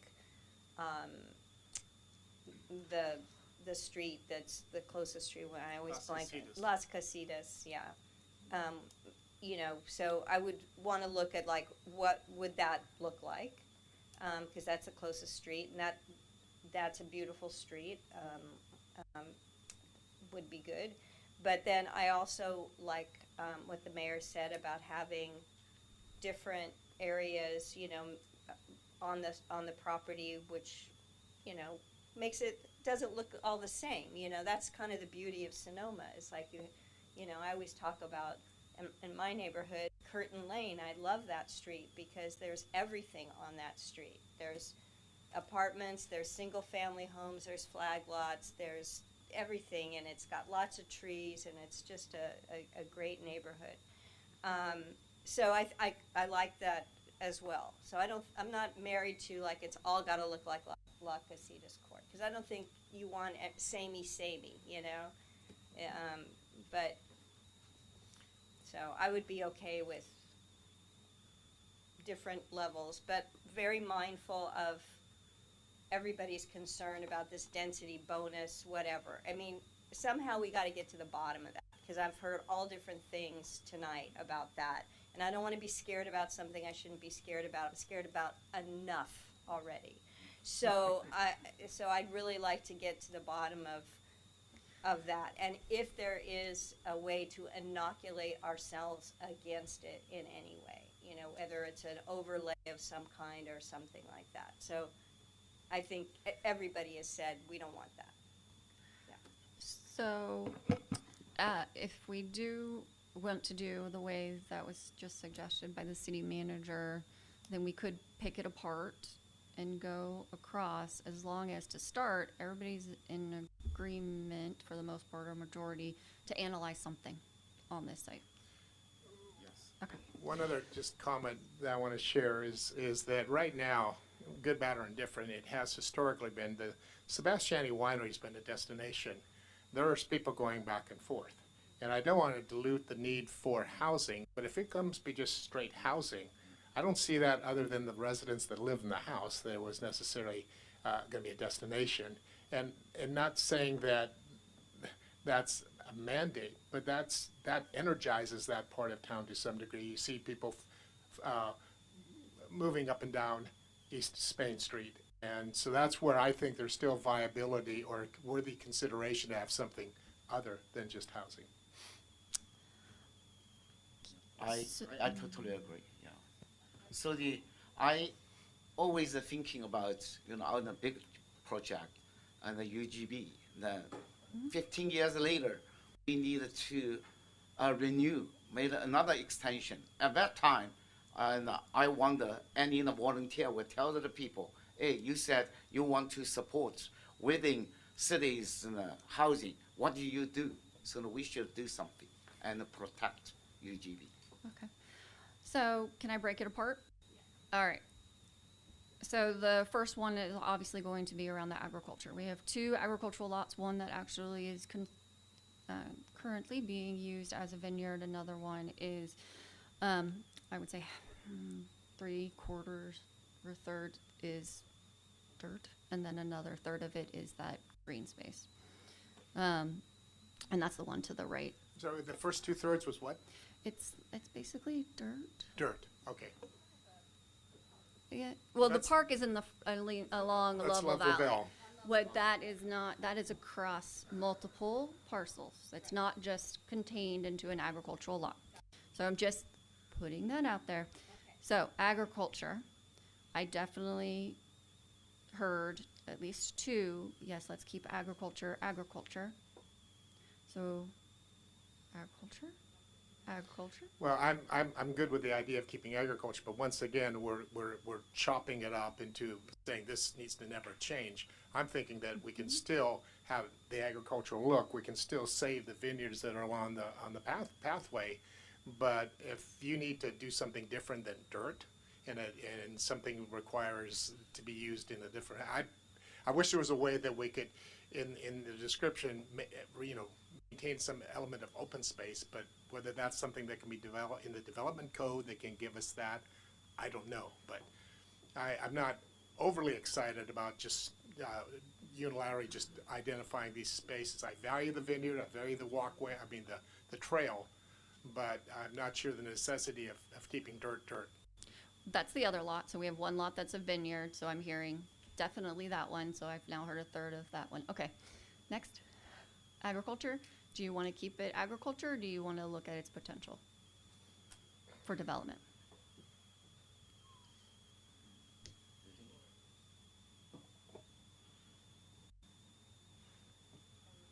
Really. It's fine. Yeah, it's hard. Patricia, sorry. So I wanted to be ag/open space on that one. That's a downgrade of use, so we'd keep the agriculture. Okay, so someone could though do something else there that would be a downgrade of use. So the agriculture is it, if you start saying, okay, it's gonna be a park or something like that, you're taking away a use potential. So agriculture has a set of uses that we wanna maintain, or. But someone, I understand that, but someone could say, we're gonna develop this and we're gonna take this ag space and it's gonna be open, and we're gonna make it a park. Yep, you can. So That's totally fine. So then, what? Yeah, yeah, yeah, I think that's fine. Yeah. I'm good with that. so I'm good there. You're good with changing that? I think they should both stay agriculture. Okay. And if then someone wants to do that, then they can rezone it. Okay. So I heard majority. Yeah. Okay. And then we have two different uses. We have wine production and mixed use. And those are those areas that we were looking at, then comes into this play. So the first question, everybody sounded consensus on housing, so we can start there, and then we'll throw in the commercial after. Okay, so housing, this is the neighboring development. So Las Casitas is around 12 units. It depends on what you look at, but that is taking into consideration all the duplexes and the quads as one grouping. So that's what that looks like. And I'm gonna go back to here. This is where we proposed. So medium density residential is 7 to 15 is what's being proposed, and that sounds kind of like in line with what you all were discussing. What are your comments? Is that consensus? Shaking heads? Yeah. Okay. If we're gonna study something. Okay. All right, so I heard 7 to 15, I heard keep ag. And then, so, description.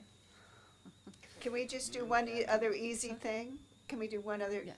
I have another, I think it's an easy question, is in regards to the Sebastiani tasting room, the building, that what we're, I mean, my hope is that stays there, right? But then, I knew I was gonna make it difficult for you. I thought it was an easy one, but, I can't tell somebody what to do. Right, but when the EIR comes back, So there's when the whole a historical review that'll be part of that. resource report determines whether or not something is historic or not, there's triggers for other things. So if we have a demolition permit requirement if something is going to demolish something that's determined eligible or is listed on our historic resources list. We have a demo permit requirement that's discretionary. So there are triggers that come into play with discretionary projects if something is determined to be historic. I'm not saying there's not things there that are, it's just we don't have that document in hand. And I can't say that building has to stay. I thought you told me that right now a lot of the issues is purely age at 55 years or 45 years, and we know that building's more than 45 years. You know that I did not say age. Well, historically, I remember on other projects that all of a sudden something's fast approaching this, you say, oh, we're gonna have to do an HRE So on we that. do an HRE based on age to determine eligibility. Eligibility is determined based on whether it's the architecture or somebody important to our history lived there. And then the key aspect of that is, does it have integrity? Does it still look and represent that Right. architectural Okay. style? Does it So look it- like that person, wouldn't that person live there? Okay. So Or it worked triggers, there? it triggers the HRE, but the it's not a guarantee that it's got Correct. historic significance. Exactly. Got it, okay. Majority of the ones that we do right now are not historic. They're not finding historic resources. FYI. All right, so I heard different things around the commercial. So I'm just going to keep it general in the sense of commercial, yay or nay. And then we can get into, unless you want to get into specifics of commercial. Commercial if X, you can state as well. Commercial no, commercial I if. like the description right now. Hotel, visiting, serving uses such as tasting rooms, retail, or restaurants seems pretty innocuous at this point for this EIR review. That would be my recommendation.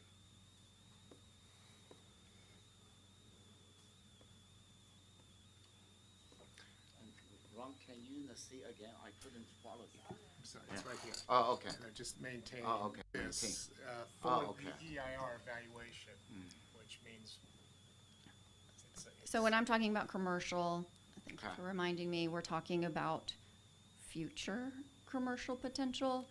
It is described in here that we would maintain the wine production uses and its use as wine-related agriculture. So all the things that currently exist, we would maintain that as part of this. That way we're not creating nonconformities on a large parcel. We can continue its use and potential expansion through use permits, et cetera, if that is what is desired. If somebody wants to come forward with something new, that's what we're really asking the question. Through the mayor, if I may. Absolutely.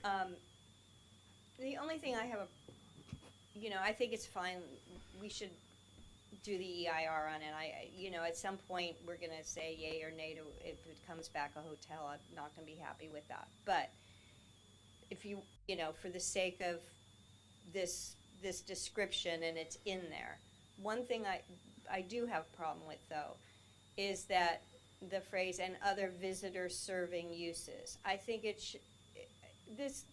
there could be something there that is for local people, not necessarily for visitor serving uses. And in fact, the things that, the places that the local people use in addition to our visitors are the things that do well, So we want something for the community. And so I think it has to have something for the local community as well, not just for Can you give that an phrase example? in there. Well, if there's okay, I won't say museum again. I know you guys are sick of that. If there's a coffee shop. So by the term visitor serving, I don't necessarily mean tourist serving. Oh, I right. just mean like retail, restaurants, those types of where you But you don't have go to be a visitor shop. to go to those things. It's just that it implies that it's the only thing that we're looking at is something that's going to be related to tourism. I think it means like visiting as opposed to office Offices, use, right? yeah. Which is nobody, you don't usually, you go to the office to work, but it's not like you're inviting the public to come partake of your coffee or meals. Yeah. I just, okay, I said what I I said. can That's say fine. commercial uses such as those things. Yeah. Commercial, yeah, that's good. Yeah. Or visitor center. Also. Oh, no visitor center. Community. We're only looking for Tourists. Mhm. Next. Okay. Okay. Yeah, I heard you. Okay. Councilmember Dink? And you'll change the density number that's. The density will Okay. change to the 7 to the 15, and then once Yeah. I finish getting through, I'm going to ask you an FAR question. 7 to 15. That's good. Well, this is the one I have the most problem with, because I definitely don't want to see a hotel. And I do think that there could, but I like the idea of there being the opportunity for some commercial, like a coffee shop, or or a museum, or you know, like the building that is being used for wine production or was wine production, could someone come in there and be utilizing that for, this is where it goes against the visitor serving, I think, is could that building continue to be used for some other kind of economic production? You know, so that's where, but the, you know, the idea that it's, I think this is the problem, this is so broad. And I realize what that means, it gives us a good sense on the EIR, but I just have a difficulty. But if people wanna go with that, I can be not happy with that part. Well, we still have the chance to change it. Yeah. It's not that, Anytime. I mean, this is just kind of like a baseline evaluation, and we can cogitate and discuss and think about it. You know, you may be right, there may be a better way to fill that commercial component. And what I'm looking for is something that is, you know, even though I want it to be successful, but is within the character of Sonoma, of the type of commercial things that work within those type of developments. So what I'm hearing these things too, and so remember also, we can study this in the EIR, but I'm also working with the Planning Commission ad hoc I would do the development standards, which also includes your land use table, which was one of those exercises at that January, to kind of narrow down what those actual uses are, because general plans, again, are general in the sense of commercial is like this, and then the whole long list is done with the development. Yeah, so if that comes in, because we know it's not gonna be a McDonald's, there's not gonna be a strip mall in there. We'll have to None put of that in the code. That is not gonna happen, right? But there can be some services that are there for people that are not, it's not an office space. Yes. Although the one thing that I had difficulty with is with people that didn't want work-live spaces, because I think work-live spaces actually can be very beneficial to a community as long as like someone's not building it. They're You now know, just a called, garage. they're just called live spaces. Live spaces now, that's right. That you work from. Exactly. Sorry. All right, so, that's right. Okay. Clarity. So as long I as got my the other clarity. one becomes like when we're looking at the character of what type of businesses Yes, that we're. yes, and then again, And like maybe we a talked boutique- about, if boutique hotel, hotel if- versus a big hotel. and we do have those differences in definitions, a B&B versus a hotel. Yeah. They're different And definitions. just, I'm stating, for me, I would prefer there not being a hotel, but, you know. We but- got, yeah, I understand that, but- and then at the end of the day, I prefer we the want it to hotel be be looked considered and not excluded at this point. Right. Don't exclude Okay. it, we're not.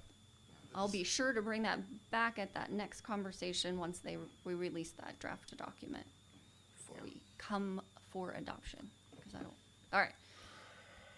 Last question, FAR, we looked at kind of a higher than what we've seen in town. I'm hearing keep it lower, have more open space. So I just want to make sure I'm understanding that. So FAR, this is the example again. So a 0.5, you're basically doing a quarter of whatever that lot is, right? As a development, and that takes in. And this would only be for the commercial Correct. component, no so we're only talking commercial. It's talking about the commercial. But with your desire for open space, The 0.5 would be, yeah. So this is, I know I'm showing you hotel because I know you all can been to these places, so you know what that looks like. Because I don't have an actual shopping center for you or little commercial centers. So that's what 0.25 is MacArthur Place, and 0.4 is the lodge. So does it have to be definitive, or can it be arranged like the Can be a- density? yeah, it's a range typically, so that one's a little bit on the higher end that was proposed. If it's to bring it down and have open space, but to keep it lower, because we do have height restrictions too, so that also plays into the box. So But how much of the lot do you want to be able to fill? It seems like 50%, again, it gets back down to how well it's designed. 0.5 would be not too constraining and yet would not be too suffocating, and I think that a good design team would create So something. I think our norm around commercial is to about 0.7. 0.75, maybe even 1 in commercial gateway. So just letting you know that's what our typical FAR is if we want to match or be less. So I've heard a little bit on the less side. 0.5? Okay. Sounds good. I think I have all my answers. Did I miss anything? Anybody gonna catch me? All right. So what's gonna happen is I'm gonna take those and I am going to redline this for part of, and get it all put together along with planning commission's additional comments on the whole land use element as well. And then we'll give that back to the consultant, and then you'll hear from me again when we release it. Okay? Thank you very much. Thank you. And I'm very happy now to turn over to our city clerk for item 9.2, please. We do need a vote in order to proceed since it's after 9 o'clock. Oh, To continue, yes. we have one other short item that will be handled in a flash compared I to move we last. continue with the short item that'll be handled in a flash. I second. All in favor? Aye. Yes, yes. There's some people who thought there would be another public comment. Oh. But already open, already closed. Well, Just- wait a second, I want to Let's do finish, this, we're gonna we'll do this. Okay. we'll finish the regular items, and We have another second phase of that's, the public comments. well, I'm having a difficult little bit because we, We didn't have 10 speakers. yet. no, the count It was That's off. what I'm saying, it was complete. We did 9. There was 9. There was 9. Right. And these were items are not appearing on the agenda, so I think that opportunity to express was there. That's correct. If this was additional commentary regarding what we just spent the last 2 hours on, I'm not interested. So I'd like to, Thank you, Mayor and Council. I'll make this very brief. The item before you tonight is the, with the resignation of Commissioner Donna Dombeck on the Sonoma Valley Community Advisory Commission. We've had a request from the alternate Adam Ross to be moved into that position. And this is the position that we're looking at. We've had no other applications for serving on the commission. So before you tonight is the decision whether to go back out, do more intensive advertising. We still will have an alternate spot, we have an emeritus spot, or go ahead and move Adam Ross into the full position and then search for the alternate. I move that we move Adam Ross into the permanent position and go out for alternate. second? Oh, no, is there a second? Second. And- Two second. I'm sorry, and my only discussion point is that when I was there at the SVCAC and saw him, I was overall pleased with his level of participation as the alternate that day because they were short. So I think this is a good decision. Good. All right. Public comment. Seeing none. Let's just, all in favor? Aye. Aye. Aye. Opposed? Welcome, Thank Mr. you. Ross. So if there's nothing else, I would love to adjourn this meeting.